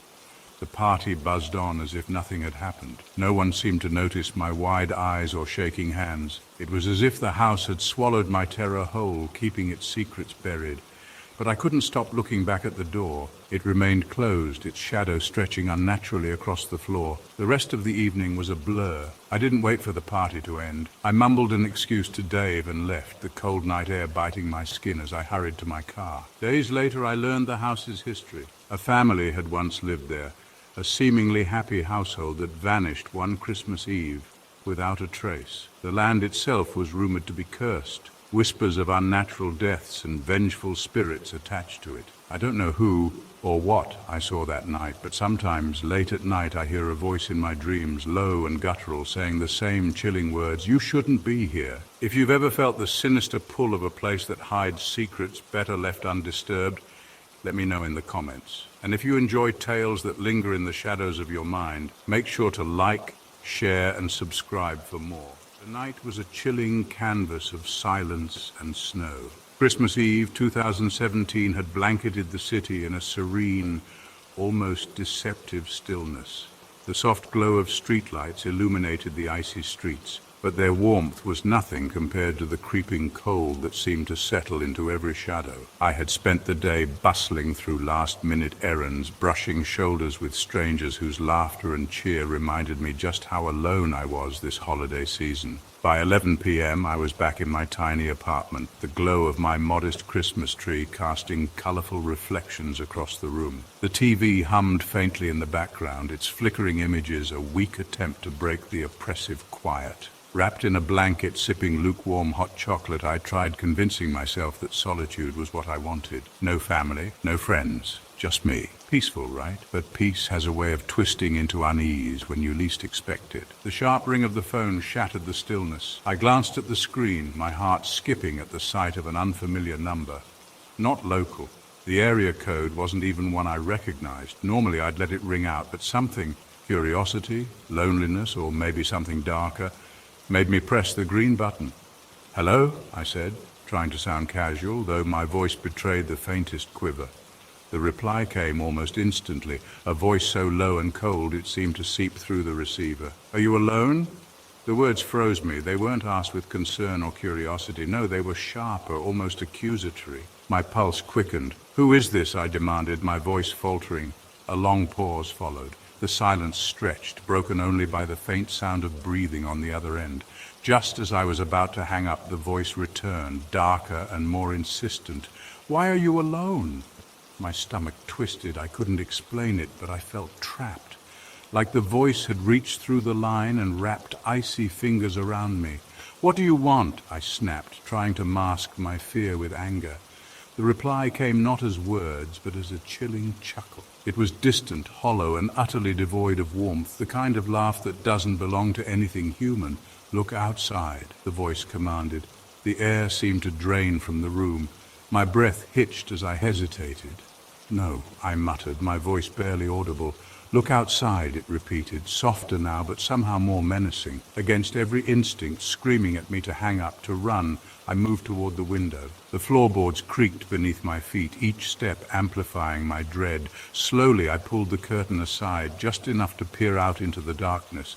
At first there was nothing, just the snow-covered street, empty and silent under the pale light of the lamps. Then I saw it. A figure stood across the street, just beyond the reach of the light, tall, cloaked in a long dark coat, with their face obscured by the shadow of a hood. They didn't move. They didn't even seem to breathe. They just stood there, facing my window, watching. I stumbled back, heart pounding. The phone was still pressed to my ear, but I couldn't speak. The voice came again, now unbearably close. "Do you see him?" I turned my head toward the phone, as if doing so could somehow pull me away from the scene outside. "Who are you?" I whispered, my voice trembling. No answer, just a faint chuckle, followed by words that sent ice through my veins. "He's watching you." The line went dead. I dropped the phone as if it had burned me, the sound of it hitting the floor echoing in the oppressive quiet. My chest heaved with shallow breaths as I forced myself to glance back at the window. The figure was still there, unmoving. And then came the first thud. It echoed through the apartment, a heavy, deliberate sound against the front door. My blood turned to ice. It wasn't a knock. It was something heavier. A fist, a shoulder. Another thud followed, louder this time, rattling the door on its hinges. I backed away, my mind racing. Should I call the police? Run? Hide? I grabbed the nearest chair, wedging it beneath the doorknob with trembling hands. Thud. The sound was deafening now, each impact reverberating through the tiny apartment. Then, as suddenly as it started, it stopped. The silence that followed was suffocating. I crept toward the door, heart hammering in my chest, and peered through the peephole. Nothing. The hallway was empty, just the dim, flickering light of the old bulb overhead. Gathering every ounce of courage, I slowly unlocked the door and cracked it open. The hallway was as empty as it had been when I first moved in. No footprints in the snow outside my door, no signs that anyone had been there. I slammed the door shut, bolting every lock and checking every window. I unplugged the landline, powered down my phone, and sat in the center of the room, every nerve in my body on high alert. I didn't sleep that night. I couldn't. The feeling of being watched lingered long after the phone call, long after the figure outside vanished. Even now, every Christmas Eve, I'm haunted by the memory of that night. And whenever the phone rings after dark, I can't help but wonder if I'll hear that voice again. The cold December night wrapped around me like an icy shroud, the wind whispering secrets that I wished I couldn't hear. Snow crunched underfoot as I approached the Christmas tree farm, the kind of place that should radiate warmth and joy. But tonight the air carried an unnatural stillness, a weight that pressed against my chest and made every breath feel labored. I had been looking forward to this Christmas, my first attempt at embracing the holiday after a grueling year of personal loss and relentless work. The thought of picking out the perfect tree and decorating it in my little cabin felt like a small step toward reclaiming a sense of peace. That's what brought me here to the Hansons' Christmas tree farm, a place that had always been a beacon of holiday cheer in our small town. But as I stepped out of my car, something felt wrong. The farm was deathly quiet. No families laughing, no carolers singing, not even the flicker of hot chocolate stands that used to dot the lot. Only the dim glow of string lights cast eerie shadows across the snow, their flickering almost deliberate, like a warning. "Hello, Mr. Hanson? Mrs. Hanson," I called out, my voice swallowed by the stillness. The barn door stood slightly ajar, creaking faintly as if inviting me in. Against my better judgment, I stepped inside. The barn was just as I remembered it, the cozy crackle of a fireplace, baskets of candy canes, and ornaments displayed on wooden counters. But tonight the air was thick with a sour, decaying smell that turned my stomach. It clung to the walls, to the rafters, to my skin. I called out again, louder this time. "Mr. Hanson? Mrs. Hanson?" Still no answer, only silence, broken by the faintest rustle from somewhere deep in the shadows. My eyes scanned the barn, and then I saw it. A Christmas tree stood in the corner, taller and fuller than any I'd ever seen. But it wasn't adorned with the usual festive ornaments. Instead, its branches held crude carvings, Twisted, grotesque faces etched into what looked like human bone. Their hollow eyes seemed to bore into me, their expressions frozen in silent agony. Shivers crawled down my spine as I stepped back, my instincts screaming at me to leave. That's when I noticed the shadows. They weren't just shadows, they were shapes. Tall, dark figures stood just beyond the reach of the flickering light, their outlines shifting as if they were alive. I fumbled for my phone, my hands trembling, but before I could unlock it, the barn door slammed shut with a thunderous crash. The sound echoed through the space, followed by the metallic clink of the latch locking from the outside. My heart pounded in my chest as I spun around, my breath quickening. "Who's there?" I shouted, my voice cracking. A whisper came from the shadows, faint but unmistakable. "Leave now." The words sent ice through my veins. They came again, louder, more insistent. "Leave now." I bolted for the door, yanking at the handle, but it wouldn't budge. Panic clawed at me as I turned back toward the room. The grotesque carvings on the tree seemed to shift, their faces contorting into expressions of rage. And then I heard the footsteps, heavy, deliberate, coming closer. From the darkness, a figure emerged. It was Mrs. Hanson, or what was left of her. Her face was pale, almost translucent, her eyes bulging unnaturally wide. She wore her signature red scarf, but it was tattered, stained with something dark. Her mouth twisted into a grimace as she rasped, "You shouldn't be here." I backed away only to hear another set of footsteps behind me. Spinning around, I came face to face with Mr. Hanson. His expression was just as warped, his eyes sunken and lifeless. In his hand, he held a long, rusted knife. "Leave," he said, his voice a low growl that made my knees weak. My mind screamed at me to run, but my body was frozen in place. The shadows seemed to close in, the air thickening until it felt like I was drowning. Somehow I forced myself to move. I turned toward the nearest window, hurling myself through the glass and into the snow outside. I hit the ground hard, shards of glass biting into my skin, but I didn't stop. I ran, the cold biting at my face, my lungs burning with every breath. I didn't dare look back, convinced that if I did, I'd see those twisted faces staring after me. When I finally reached the road, a passing driver stopped to help.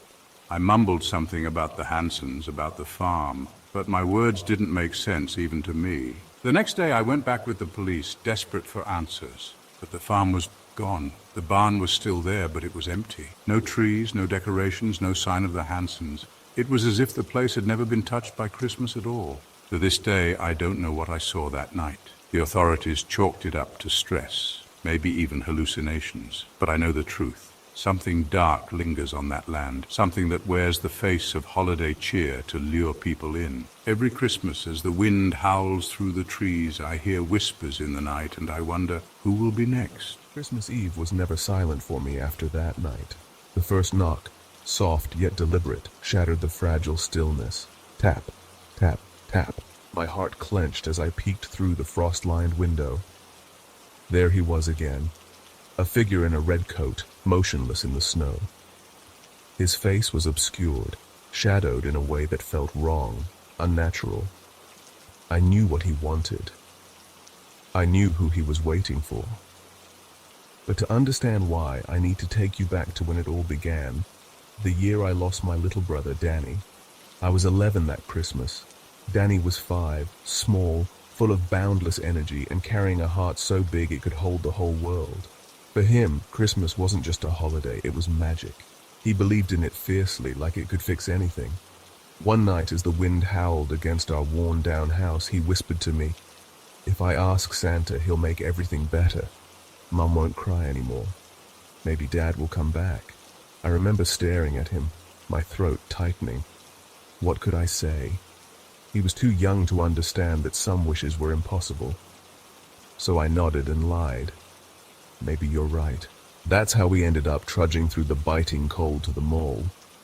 Danny wanted to see Santa, needed to, as if his happiness depended on it. By the time we reached the mall, the snow was already ankle-deep, and the place was almost deserted. Santa's stage was tucked near the food court, barely decorated and dimly lit. The Santa himself didn't exactly inspire joy. His suit was faded, his beard slightly yellowed, and his eyes, they weren't kind or twinkling. They were sharp, like he was sizing everyone up, calculating. But Danny didn't notice. He lit up like the Christmas tree in the center of the mall and ran straight to him. I followed but hung back, uneasy. "What do you want for Christmas, little one?" Santa's voice was low, gravelly, like boots crunching on ice. Danny, in his innocence, didn't ask for toys or games. "I want Mom to stop crying. I want Dad to come home. I want my sister to stop being mad at everything." Hearing him say that made my chest ache.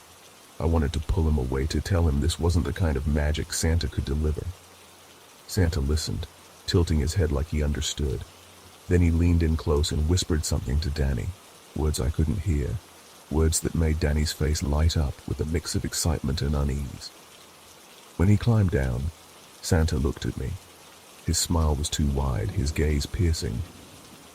"Take care of your brother," he said in a tone that felt more like a warning than advice.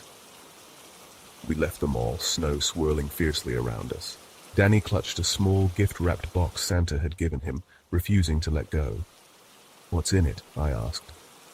"Santa said not to open it yet," he replied, hugging it like it was the answer to all his dreams. That night, the storm hit harder. Wind rattled the windows as Danny sat by his, staring out into the white abyss, the box still in his hands. "Santa's coming back," he whispered. I told him to go to bed, but he wouldn't budge. Exhausted, I eventually fell asleep, only to be jolted awake by 3 soft knocks at the door. Tap, tap, tap. Panic surged through me as I realized Danny's bed was empty. His window was wide open, snow covering the floor. I threw on my boots and coat and ran out into the storm, screaming his name. The wind tore at my voice, and the snow swallowed every sound. By morning, the storm had calmed, but there was no sign of Danny. The police searched, asked their questions, but all they found was the little box he had clung to so tightly, lying in the snow beneath his window. Inside was a snow globe. Its glass was foggy and cold, and inside was a perfect replica of our house, down to the crooked tree in the yard. When I shook it, snow swirled around, and for a fleeting moment, I thought I saw something move. A tiny figure in red walking between the trees. I threw it away, but it didn't matter. That night, as I lay in Danny's room, the knocks came again. Tap, tap, tap. This time, when I peeked through the curtain, I saw him, the figure in red. He stood motionless, staring at the house. His face was hidden, but I felt his eyes on me. The police didn't believe me when I called them. They said it was the stress, the grief, but I knew better. Every Christmas Eve since then, it's the same. 3 knocks, the figure in red. And Danny? He's still out there. I don't know where or how, but Santa? He's just waiting for the right moment to take me too. The storm that night wasn't just loud, it felt alive, like a beast prowling outside, waiting for the perfect moment to strike. The wind howled through the cracks in our old house, and every creak of the floorboards made my skin crawl. I was 16, sitting by my bedroom window, watching the pine trees in the backyard twist and bow under the storm's fury. Somewhere below, my dad's heavy boots thudded across the floor.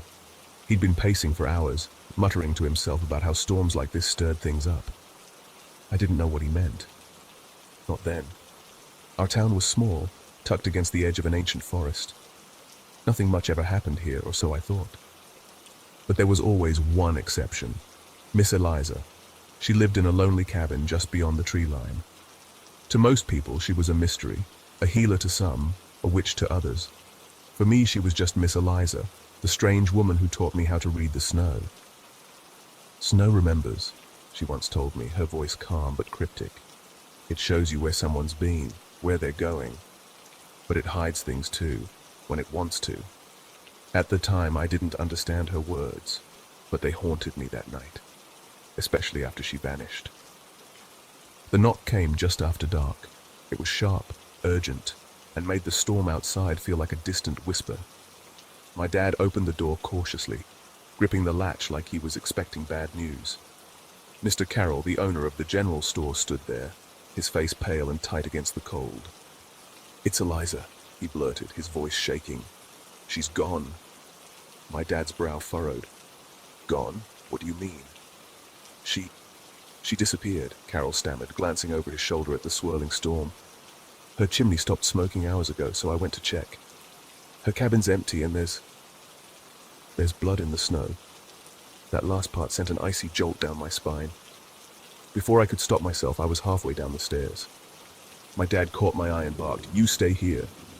But there was no way I was staying behind. By the time I pulled on my coat and boots, a group of men had gathered outside. The storm hit us full force as we trudged toward her cabin, the wind screaming in our ears and the snow swallowing our footsteps. Her home emerged from the storm like a shadow, dark and lifeless. The door swung open on its hinges, snow piling up inside. The cabin was chaos. Furniture lay shattered across the floor. A teacup was broken near the cold hearth, and the air was thick with a sense of wrongness. My dad called her name, but the silence that followed was deafening. Then, we saw them. 2 sets of footprints leading away from the cabin. One set was small, delicate, and unmistakably hers. The other was large, heavy, and wrong. The prints dragged between each step, as though something had been pulled. And then there was the blood. We followed the trail deep into the woods. The trees groaned under the weight of the storm, and every shadow felt alive, watching. The air grew heavier the further we went, like the forest itself was trying to keep us out. Finally, we found her. Miss Eliza was slumped against an ancient pine tree, half buried in snow. Her face was tilted toward the sky, her expression eerily serene, but the blood on her coat told a different story. My dad dropped to his knees, shaking her, calling her name. She didn't move.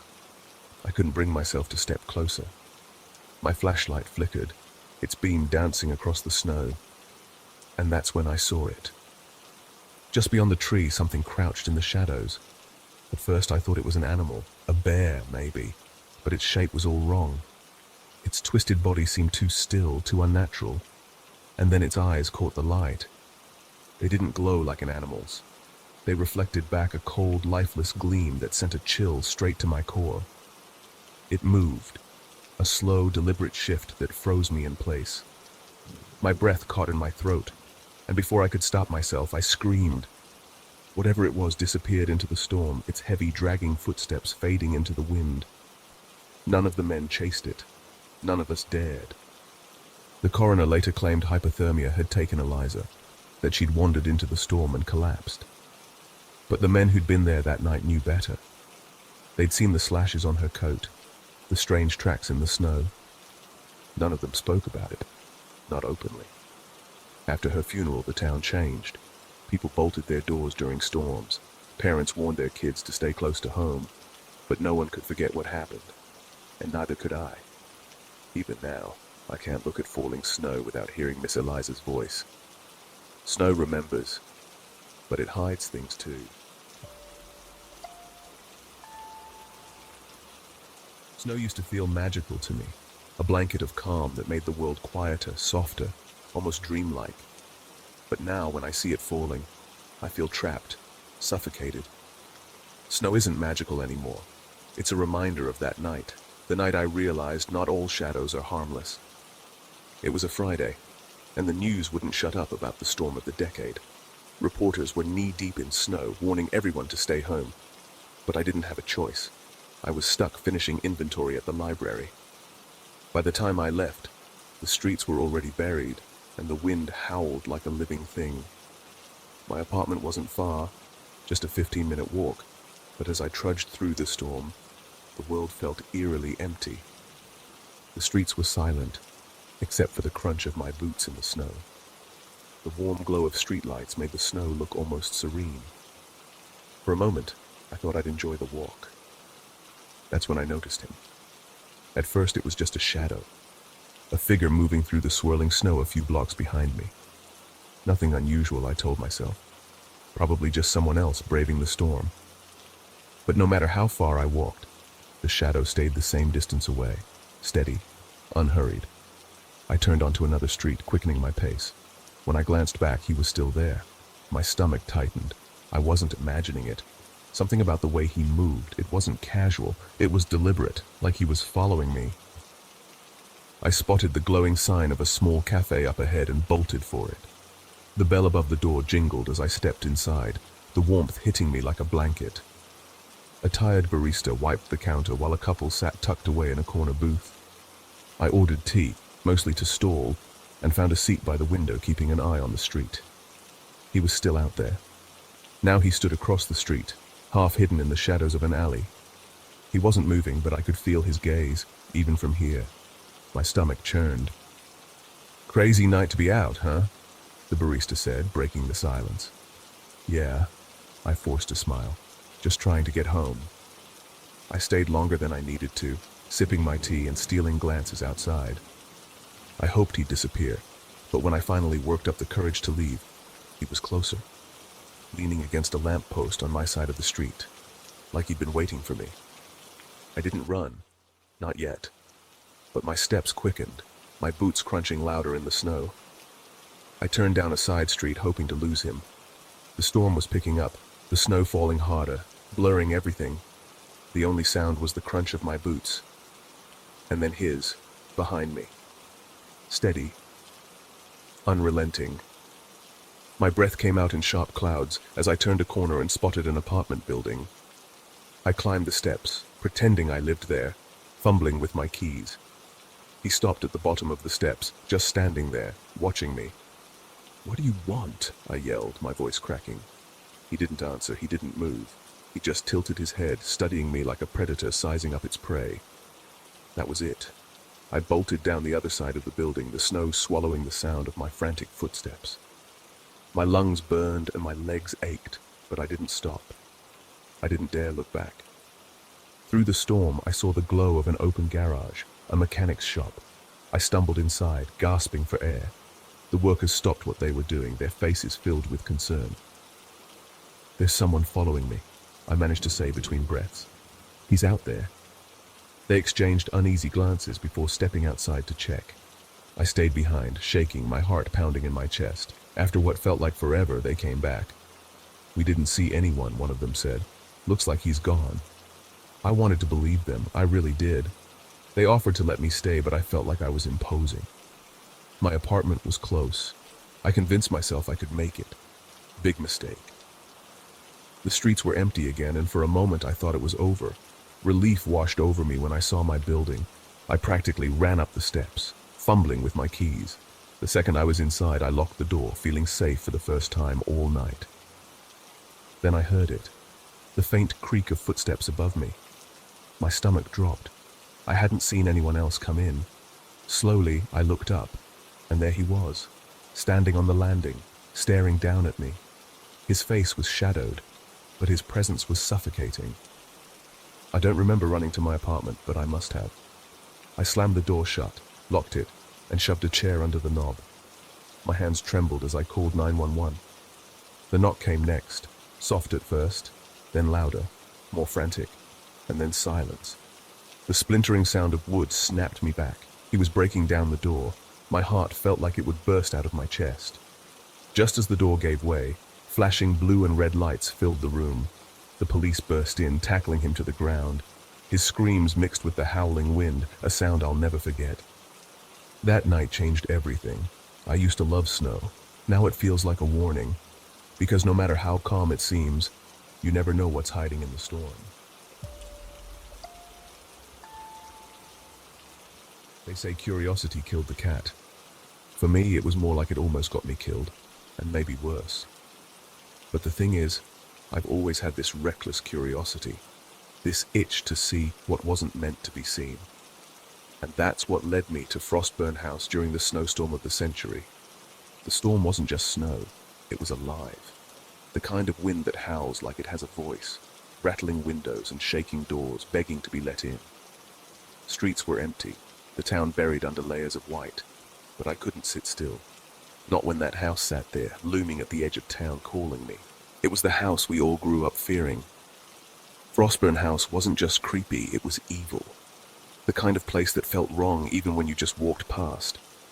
They said people who entered never came back. They whispered about shadows that moved and voices in the walls. And when the snowstorm hit, my brain told me what any sane person would stay away, but my gut, it dared me. I dragged Jude, my cousin, along because I didn't want to go alone. He brought Lyra, his girlfriend, or sort of girlfriend. And then there was Theo, my best friend, who was already regretting every life choice that brought him here.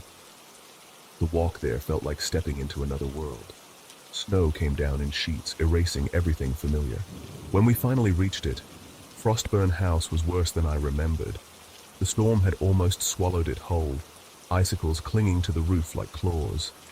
The windows were black pits, the front door warped and splintered. It looked like the kind of place that breathed its own kind of cold.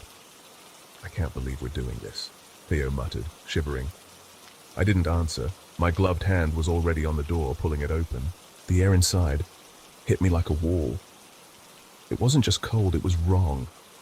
The kind of cold that felt alive, like it was wrapping itself around you, trying to seep into your bones. Snow had crept through broken windows, leaving frost on the floorboards. The wallpaper peeled in long, jagged strips, and the air smelled like something left to rot. We split up to explore, but Theo stuck to me like glue.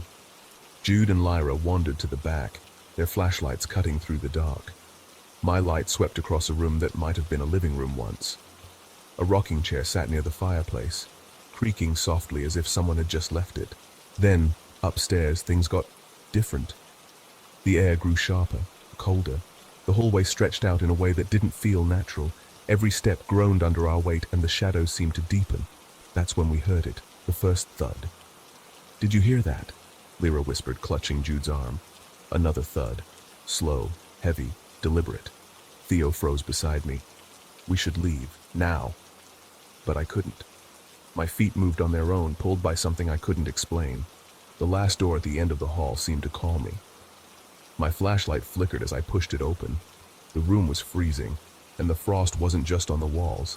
It was alive, spiraling out from the far corner. That's where I saw her. She was crouched there, small and still, her knees hugged to her chest. A little girl, maybe. At least that's what I thought. Her tattered dress clung to her thin frame, and her head turned ever so slightly toward me. But when she looked up, my stomach dropped. She had no face, no eyes, no mouth, just smooth, pale skin stretching over her skull. I stumbled back, the flashlight slipping from my hands. Its beam skittered across the floor, catching deep scratches in the wall. "Leave now, don't come back." Behind me, Theo shouted my name. Before I could move, the door slammed shut. The figure stood. Her movements were sharp, unnatural, like a puppet being yanked on strings. A voice, deep and guttural, echoed through the room. "You shouldn't have come." The others found me minutes later, bursting through the door. I bolted past them, gasping out, "There's someone in there!" But when we looked back, the room was empty. The frost was gone. The scratches, though, they were real. We didn't speak on the way home. The storm swallowed our footsteps, and the house seemed to watch us leave. Later, I learned the truth. Decades ago, during a blizzard, a family was trapped in Frostburn House. The youngest daughter, Abigail, disappeared. Some said she froze to death. Others whispered darker things. I don't know what happened to her, and I don't want to. I haven't been back since, but sometimes on stormy nights I hear the wind howl and it sounds like her voice. It started with the wind, a howling, relentless wail that clawed at the cabin like it wanted in. Snow swirled in chaotic spirals outside, piling up against the windows until the world looked like it had vanished in a blank haze. I was 18, home for winter break, and already feeling suffocated. College had given me a taste of freedom, and the cabin, a place I once loved, now felt like a cage. My mom had told me to stay inside. The storm was vicious, she said, dangerous, but I've always been stubborn. The air inside felt too heavy, too still. So I grabbed my boots, a flashlight, and my coat. I didn't tell anyone I was leaving. I just stepped out into the blizzard, craving the bite of cold air on my face and the strange allure of the woods. At first it was breathtaking. The snow blanketed everything, muting the world into a serene silence. My flashlight cut through the storm, catching the glitter of snowflakes as they fell. The path to the creek was familiar. I'd walked it 100 times as a kid. It would be a quick loop, I thought, in and out. But the storm had other plans. Within minutes, the snow thickened, erasing the path in front of me. The wind roared, whipping icy tendrils against my skin, stealing my breath. That's when I heard it. A bell. Not the cheerful jingle of sleigh bells or the soft chime of a distant church. This sound was deep, deliberate, and far too heavy. It rang once, echoing through the woods, cutting through the storm like a knife. I froze. At first I thought it was a trick of the wind, but then it came again, low and resonant, sending a shiver down my spine. I swung my flashlight toward the sound, the beam trembling in my shaking hand. The woods stretched out before me, an endless tangle of snow-covered trees. Nothing moved, and then the bell rang again. This time, it was closer. A knot of unease coiled in my stomach, but I couldn't help myself. Something about the sound tugged at me, pulling me forward, deeper into the woods. Each crunch of snow beneath my boots felt like a warning, but I kept going. I reached the clearing and nearly dropped my flashlight. The snow was stained red. A circle of animal carcasses, rabbits, a fox, even a deer, lay frozen and torn apart, their blood crystallized into dark patches on the icy ground. The smell was sharp, metallic and sickly, cutting through the frigid air. And then I saw them. Footprints. They were massive, deep imprints in the snow, leading away from the clearing and into the shadows. The bell rang again, louder, sharper, making my heart jolt. I whipped around and my flashlight caught movement. A tall figure slipping between the trees, barely visible through the storm. He was holding something, an iron bell. It swung slowly in his hand, the deep chime vibrating through the air. His coat billowed in the wind, and his face... I couldn't see his face under the hood. "Hey!" I called, my voice cracking. He didn't stop. He didn't even flinch. The bell rang again, and this time he started walking toward me. My pulse thundered in my ears as I stumbled back, the snow dragging at my boots. The bell's rhythm quickened, each ring louder and more frantic. I turned and ran. The snow was a trap sucking at my legs, slowing me down. Behind me, the bell kept ringing, relentless and closer. I dropped my flashlight in the chaos, but I didn't dare stop to pick it up. My breath burned in my lungs, my heart pounding so hard I thought it might burst. Then I tripped. I hit the ground face first, the icy snow burning against my skin. When I scrambled up, I dared a glance back. He was there, closer now. His hood had slipped back, revealing a face that wasn't right. His skin was too pale, his features too angular, his eyes gleaming unnaturally in the darkness. And his smile, his teeth were too perfect, too sharp.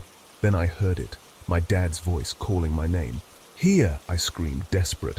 I ran toward the sound, tripping and stumbling through the snow until I saw the beam of his flashlight.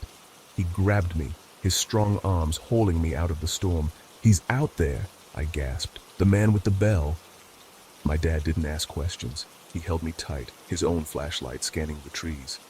For a moment I thought I heard it, the faint echo of the bell. But then we were moving, racing back to the cabin. My mom was at the door, frantic, tears streaming down her face. Inside, they bundled me in blankets, and my dad grabbed his rifle. He went back out, despite my protests. He didn't find anything. No footprints. No bell. Nothing. The police came the next day, but the storm had wiped the woods clean. They chalked it up to exhaustion or a prank. But they didn't see the flashlight I lost. It was propped upright in the snow, exactly where I dropped it, as if someone had placed it there. To this day, I don't know who or what was out there, but I'll never forget the sound of that bell.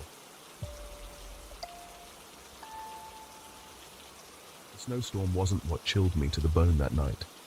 It was the look in her eyes, dark, hollow, and devoid of the warmth that had drawn me to her in the first place. By the time I realized something was wrong, it was too late. The storm outside wasn't the real danger, she was. It all began like a dream, a match on an app that turned into endless messages and voice notes. Her name was Mila, and she was perfect, or at least she seemed that way. Her laugh, soft and inviting, had a way of wrapping itself around you, making you forget the world. We talked about everything, our favorite books, places we wanted to travel, even the stupid jokes that only made sense in the moment. She was real, or so I thought. When she suggested we meet, the snowstorm brewing outside barely registered. She laughed when I hesitated. "Come on," she said. "It's just snow. I've got wine and heat. What more could you want?" I ignored the nagging voice in my head. I grabbed my coat and boots and headed out into the night, the snow whipping against my face. Her building wasn't far, an old brick complex that looked like it had seen better days. But when she buzzed me in, her voice was warm and cheerful, making the cracks in the walls and the dim lighting seem unimportant. Her apartment was cozy, almost too perfect. Candles flickered on every surface, filling the room with the scent of cinnamon and oranges. She greeted me barefoot, her cheeks flushed like she'd been sitting by a fire. She handed me a glass of wine before I even got my coat off. "Warm up," she said, her smile dazzling. We talked for hours. It was so easy, too easy. She told me about her family, her dreams, and the places she wanted to visit.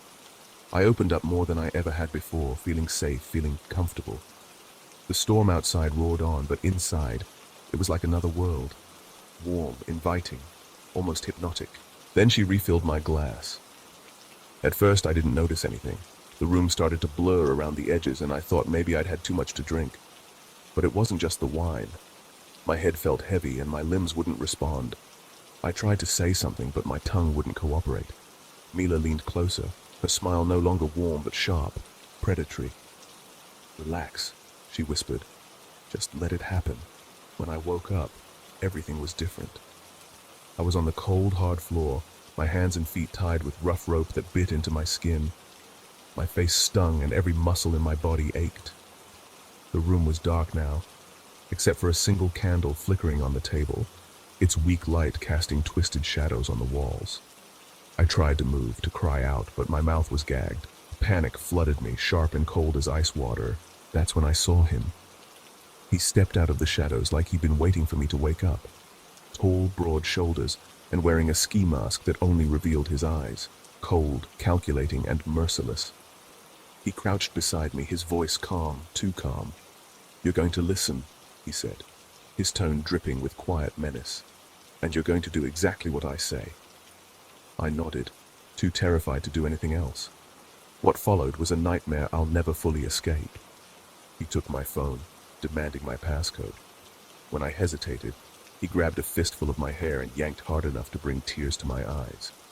The knife in his hand glinted in the candlelight, scratched and worn but sharp enough to make his point. "Don't make this harder than it needs to be," he hissed. I gave him the code. Helpless, I watched as he drained my bank accounts with a few swipes and taps, but he wasn't done. The worst came next. He pulled out a camera. I won't describe what he made me do, the positions he forced me into, or the cold, detached way he clicked photo after photo. Each flash of the camera was another reminder of how powerless I was. When he finished, he leaned in close, his breath hot against my face. "If you tell anyone," he said, his voice low and venomous, "these pictures go everywhere. Your family, your job, your friends, understand?" I nodded, tears streaming down my face as he packed up his things and disappeared into the night. Mila never came back. She didn't need to. It took me hours to free myself, the storm outside having calmed to an eerie stillness. By the time I stumbled out, the streets were empty, the snow crunching beneath my boots the only sound. For days I told no one. I barely ate, barely slept. When my friend Jake finally showed up, he found me sitting on the couch staring at nothing. He made me tell him everything. "Go to the police," he said. "Fight back." But how could I? Those pictures were a leash, a constant reminder that they still had power over me. Jake tried to convince me it wasn't my fault, that I was the victim. But the words didn't help. They still don't. I don't know if I'll ever feel safe again. And every time I see a flickering candle or hear the whisper of snow against my window, I think of Mila, her smile, her voice, and the trap I never saw coming. The night had an eerie stillness to it, the kind that made the hairs on your neck stand on end. Snow fell relentlessly, blanketing the world in an oppressive silence, and the wind howled like a distant scream. My little apartment, usually a cozy retreat, felt unnervingly isolated, as if the storm had pushed the world farther away than it had ever been. Living alone had its perks. Peace, quiet, and no one to argue over dirty dishes. It was just me and Olive, my perpetually indifferent tabby cat. The plan for the night was simple. Binge-watch my favorite show and savor a hot, cheesy pizza.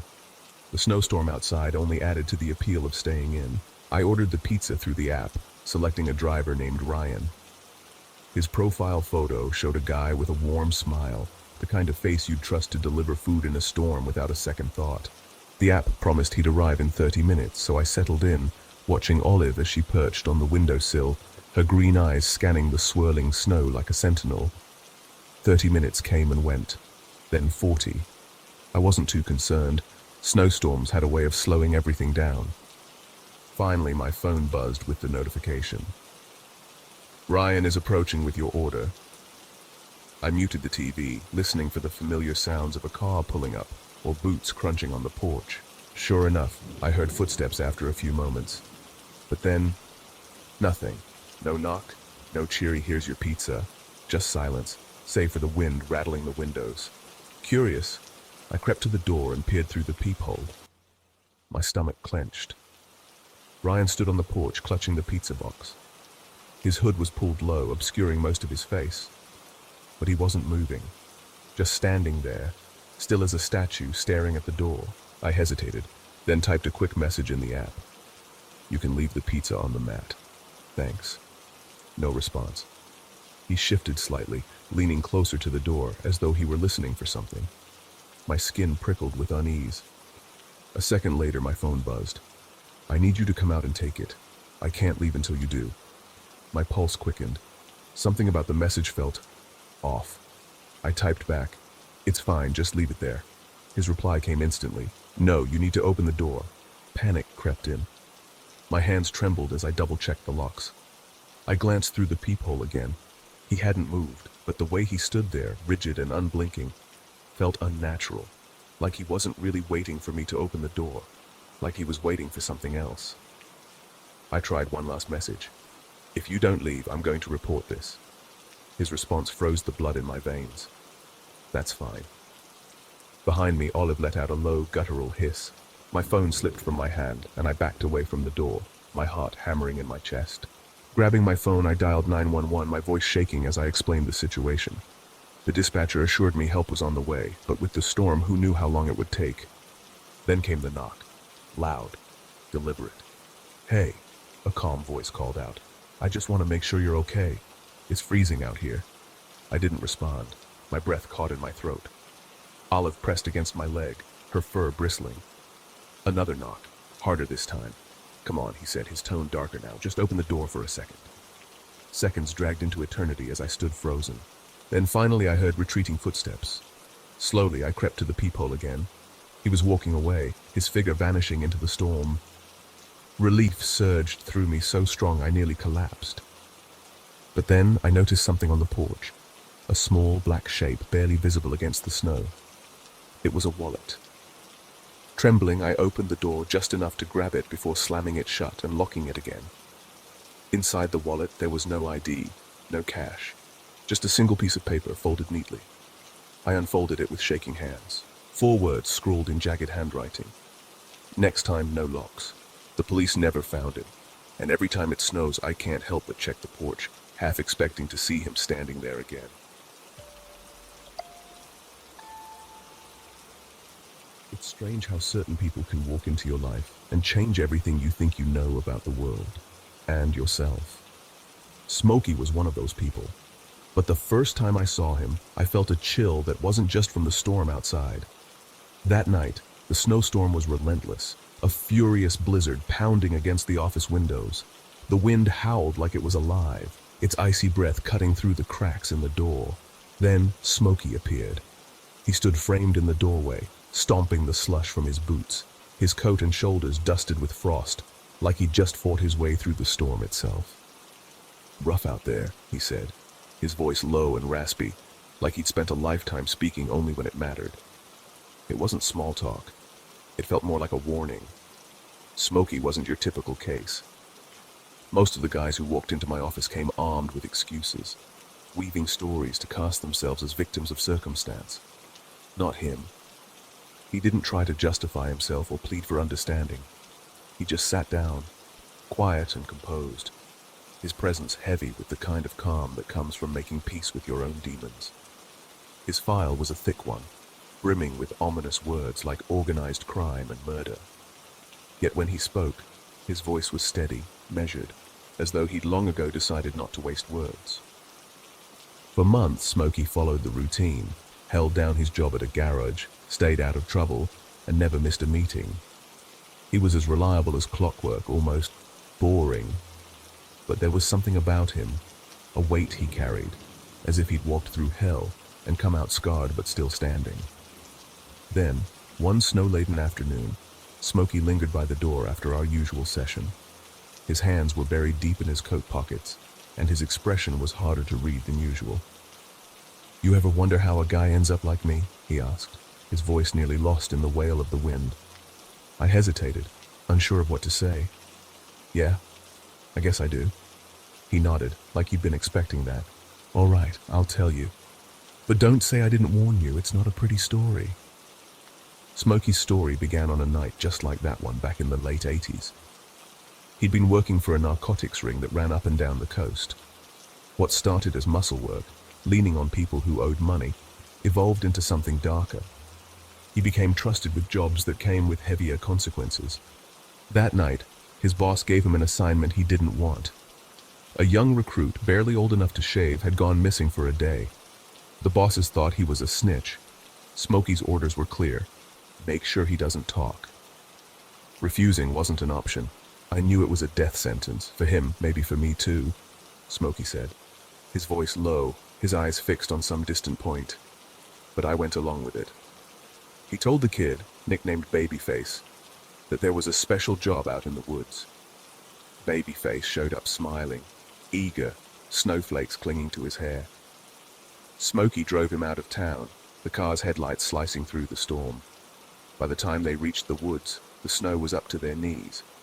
Smokey handed Babyface a shovel and told him to dig. It didn't take long for the kid to realize what was happening. The shovel slipped from his trembling hands, and he began to beg. His pleas tumbled out in desperate gasps. He said his mother was sick, that she'd die without him to take care of her. Smokey could have pulled the trigger then and there. It would have been clean, quick. But something about the kid's desperation clawed at him. "I told him to run," Smokey said, rubbing his hands together as if the memory left them cold. "Told him not to stop until he was someplace no one knew his name." Babyface didn't hesitate. He bolted into the storm, disappearing into the swirling snow. Smokey stayed behind, standing in the icy wind with a gun in his hand, wondering if he'd just signed his own death warrant. A week later, Babyface's body turned up in a ditch. Smokey's boss was furious. They accused him of botching the job. To prove his loyalty, they sent him back out with 2 enforcers to dig up the grave and check for any evidence of a wiretap or tracking device. Smokey knew it was a setup, a test to see if he could be trusted. And he knew failing that test meant death. The storm that night was worse than before. The wind howled like a living thing, the snow biting at their faces like shards of glass. The enforcers dug for hours, their tempers fraying with each frozen shovelful. Smokey could feel the tension rising, the unspoken threat hanging heavy in the air. Then a shout pierced the storm. Flashlights cut through the darkness. Deputies. Someone had tipped them off. The enforcers opened fire, but the deputies were ready. In the chaos, Smokey caught a bullet in the leg. When the snow settled, the enforcers were dead, and Smokey managed to convince the deputies he'd been in the wrong place at the wrong time. His boss wasn't so easily fooled. Smokey fled town, but it didn't take long for them to catch up. One of the enforcers tracked him down. Smokey didn't give him the chance to finish the job. The cops found Smokey soon after, that was it. 35 years behind bars, do I regret it? Smokey's voice was barely a whisper now, nearly drowned out by the wind outside. Maybe sparing that kid cost me everything, but I'd do it again. Somebody had to show him a little mercy. He stood, pulling his coat tight against the storm. Anyway, that's the story. Figured it was worth telling. Smokey finished his parole a few months later. I never saw him again, but on nights when the wind howls and the snow piles high against the windows, I think about him. He always said he wasn't a good man, but maybe, just for that one moment, he was the best man he could be. When I first moved to the city, it felt like stepping into a strange, hollow place where shadows stretched a little too long, and every corner seemed to whisper secrets meant for someone else. I didn't belong. The streets were endless mazes, the air sharp enough to cut, and the people. They were always in a rush, as if fleeing from something I couldn't see. Then, one freezing evening, as snow twisted through the crooked alleyways like ghostly fingers, I found it. A bar at the end of a narrow lane, its wooden sign barely visible under a thick layer of frost. A warm golden glow spilled out from its windows, bathing the icy cobblestones in an inviting light. It wasn't just a bar. It felt like a sanctuary. The moment I stepped inside, I was swallowed by its warmth. The heavy oak beams above, the worn leather stools, and the fireplace crackling softly at one end gave it a timeless quality, as if it had been untouched by the outside world. The air smelled faintly of whiskey and pine, like a memory you'd want to revisit again and again. That bar became my anchor, a place where I didn't feel like a ghost drifting through the city, and that's where I met Theo. Theo was the kind of guy you couldn't ignore even if you tried.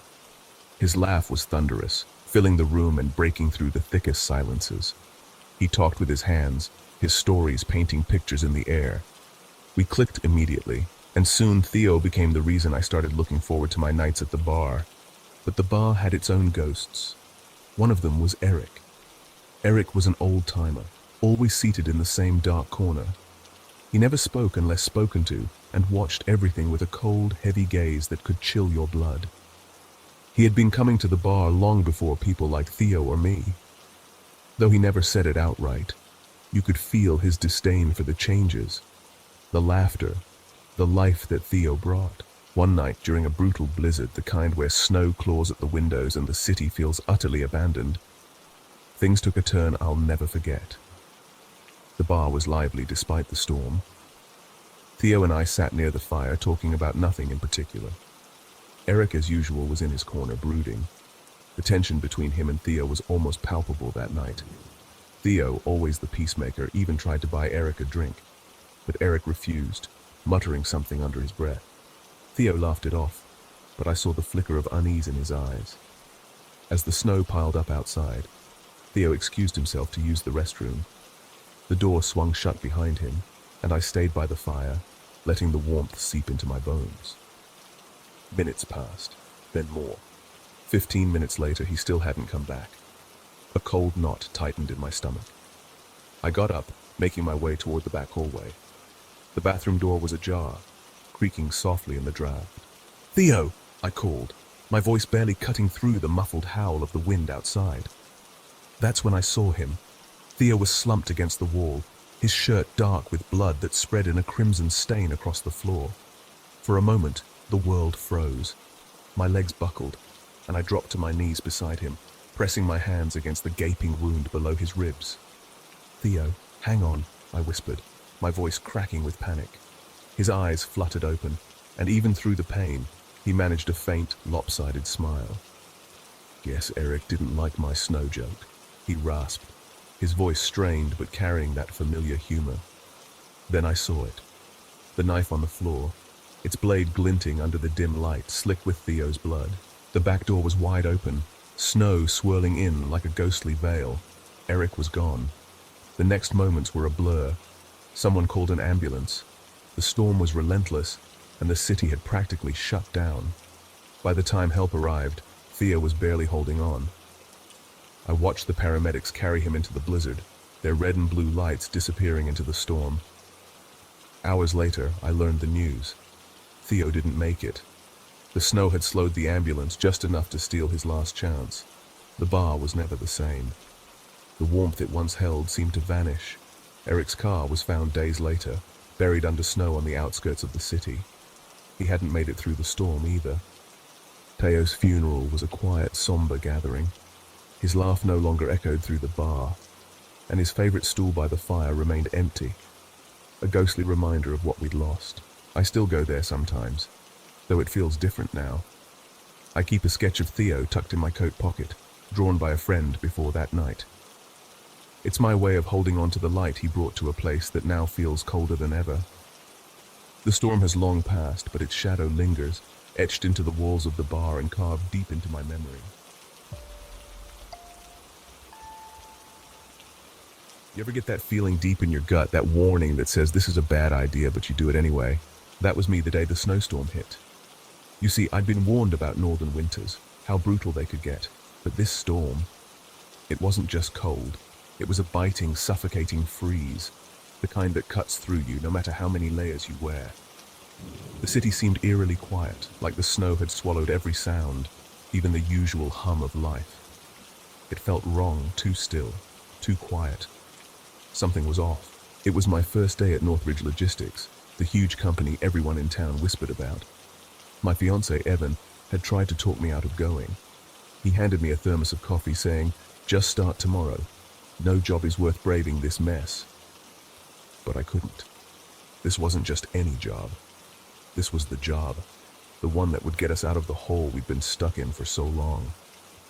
I bundled up, caught the last bus still running, and made my way to the massive concrete fortress of a building. It looked less like an office and more like a bunker. When I entered the lobby, I was met with the buzz of new hires brushing snow off their coats, eager for a fresh start. But then, there was him, Ryan. He stood off to the side, his coat wide open against the freezing cold, eyes darting around the room, scanning everyone like he was cataloging every detail. His name tag read Ryan, and while the others chatted and laughed nervously, he just stood there like a shadow. He cracked a joke during orientation, but it landed flat, the silence in the room swallowing it up. Still, something about him felt off. Not loud, not obvious, just off. The kind of off that creeps up on you when you're too distracted to notice. When they split us into groups for a tour of the building, Ryan ended up in mine. Power had been knocked out in parts of the building by the storm, leaving some hallways dim, lit only by the flickering emergency lights. Creepy enough, but Ryan seemed almost too interested in the darkness, his eyes flicking to the corners like he was looking for something or someone. At one point, he leaned in close, his breath cold against my ear, and whispered, "Kind of eerie, isn't it? A place like this. It'd be so easy to disappear." I laughed it off, but my heart wasn't in it, and I made sure to stick close to the trainer after that. By the end of the day, the storm had only gotten worse. The wind howled outside like it was alive, trying to tear the world apart. As I headed for the exit, I didn't see him at first, but then Ryan appeared next to me, like he'd been waiting. "You got a ride?" he asked casually, as if we were old friends. Evan was already outside, heater blasting in the car, so I just nodded. "Yeah, I'm good, thanks." He nodded back, but there was something unsettling about how long he lingered, watching me like he was memorizing every little detail. It made my skin crawl. That night, the snow piled up against my windows, and my phone buzzed. Unknown number. It was Ryan. At first, the messages were harmless enough, talking about the storm, sending memes to break the ice. But then he sent a photo of the building, buried in snow, saying he'd stayed late to explore. My heart skipped. I didn't sleep well that night. The storm raged on into the morning. During our first break, I stepped outside to clear my head to breathe in the sharp, icy air. The smoking area was blanketed in fresh snow. Finally, I thought I'd have a moment to myself. But no, Ryan showed up like he'd been waiting for me. "Mind if I join?" he asked, not waiting for an answer before sitting far too close. He grabbed my lighter without asking, flicking it nervously. "Check this out," he said, showing me a picture of himself, shirtless, from his Marine days. I mumbled something polite, but I couldn't get away fast enough. He grabbed my arm then, not hard, but enough to make my pulse spike. "Relax," he said, smiling like it was a joke, but there was nothing friendly about it. Over the next few days, it got worse. He would hover while I worked, step into my space like he didn't understand boundaries. He made weird comments that sounded like compliments, but weren't. "You should smile more." He left creepy drawings of things that felt too personal. The worst one, a drawing of a woman who looked exactly like me, her eyes wide, filled with terror. He left it in my locker. That was the breaking point. One night, as I grabbed my coat to leave, he cornered me in a hallway. The lights flickered. casting long, eerie shadows, and the storm outside made the whole place feel isolated, like we were the last two people in the world. He leaned in close, his breath icy. "You don't have to be so uptight. We could have fun." I don't know where I found the courage, but I snapped. "Leave me alone, Ryan." He just laughed, that same unsettling smile playing on his lips. "You'll miss me when I'm gone." The next morning I reported him to HR. It was a long, drawn-out process. Weeks of paperwork, meetings, and silence from him as he found new ways to make my life hell. He cornered me in the break room, whispered things that made my stomach churn. Then, one day, he grabbed my wrist again, forcing a smile. "You should smile more." When they finally fired him, I felt relief. But it didn't last long. A week later, I started getting friend requests from fake accounts, usernames too similar to be random. Even after the snow melted and spring came, the chill from that storm never really left me. Every time the first snowflakes of the season start to fall, I think about Ryan, about how easy it is for someone to hide behind a quiet demeanor, how easy it is to become someone else in the dark. Honestly, I hope I never see him again, or another storm like that, ever.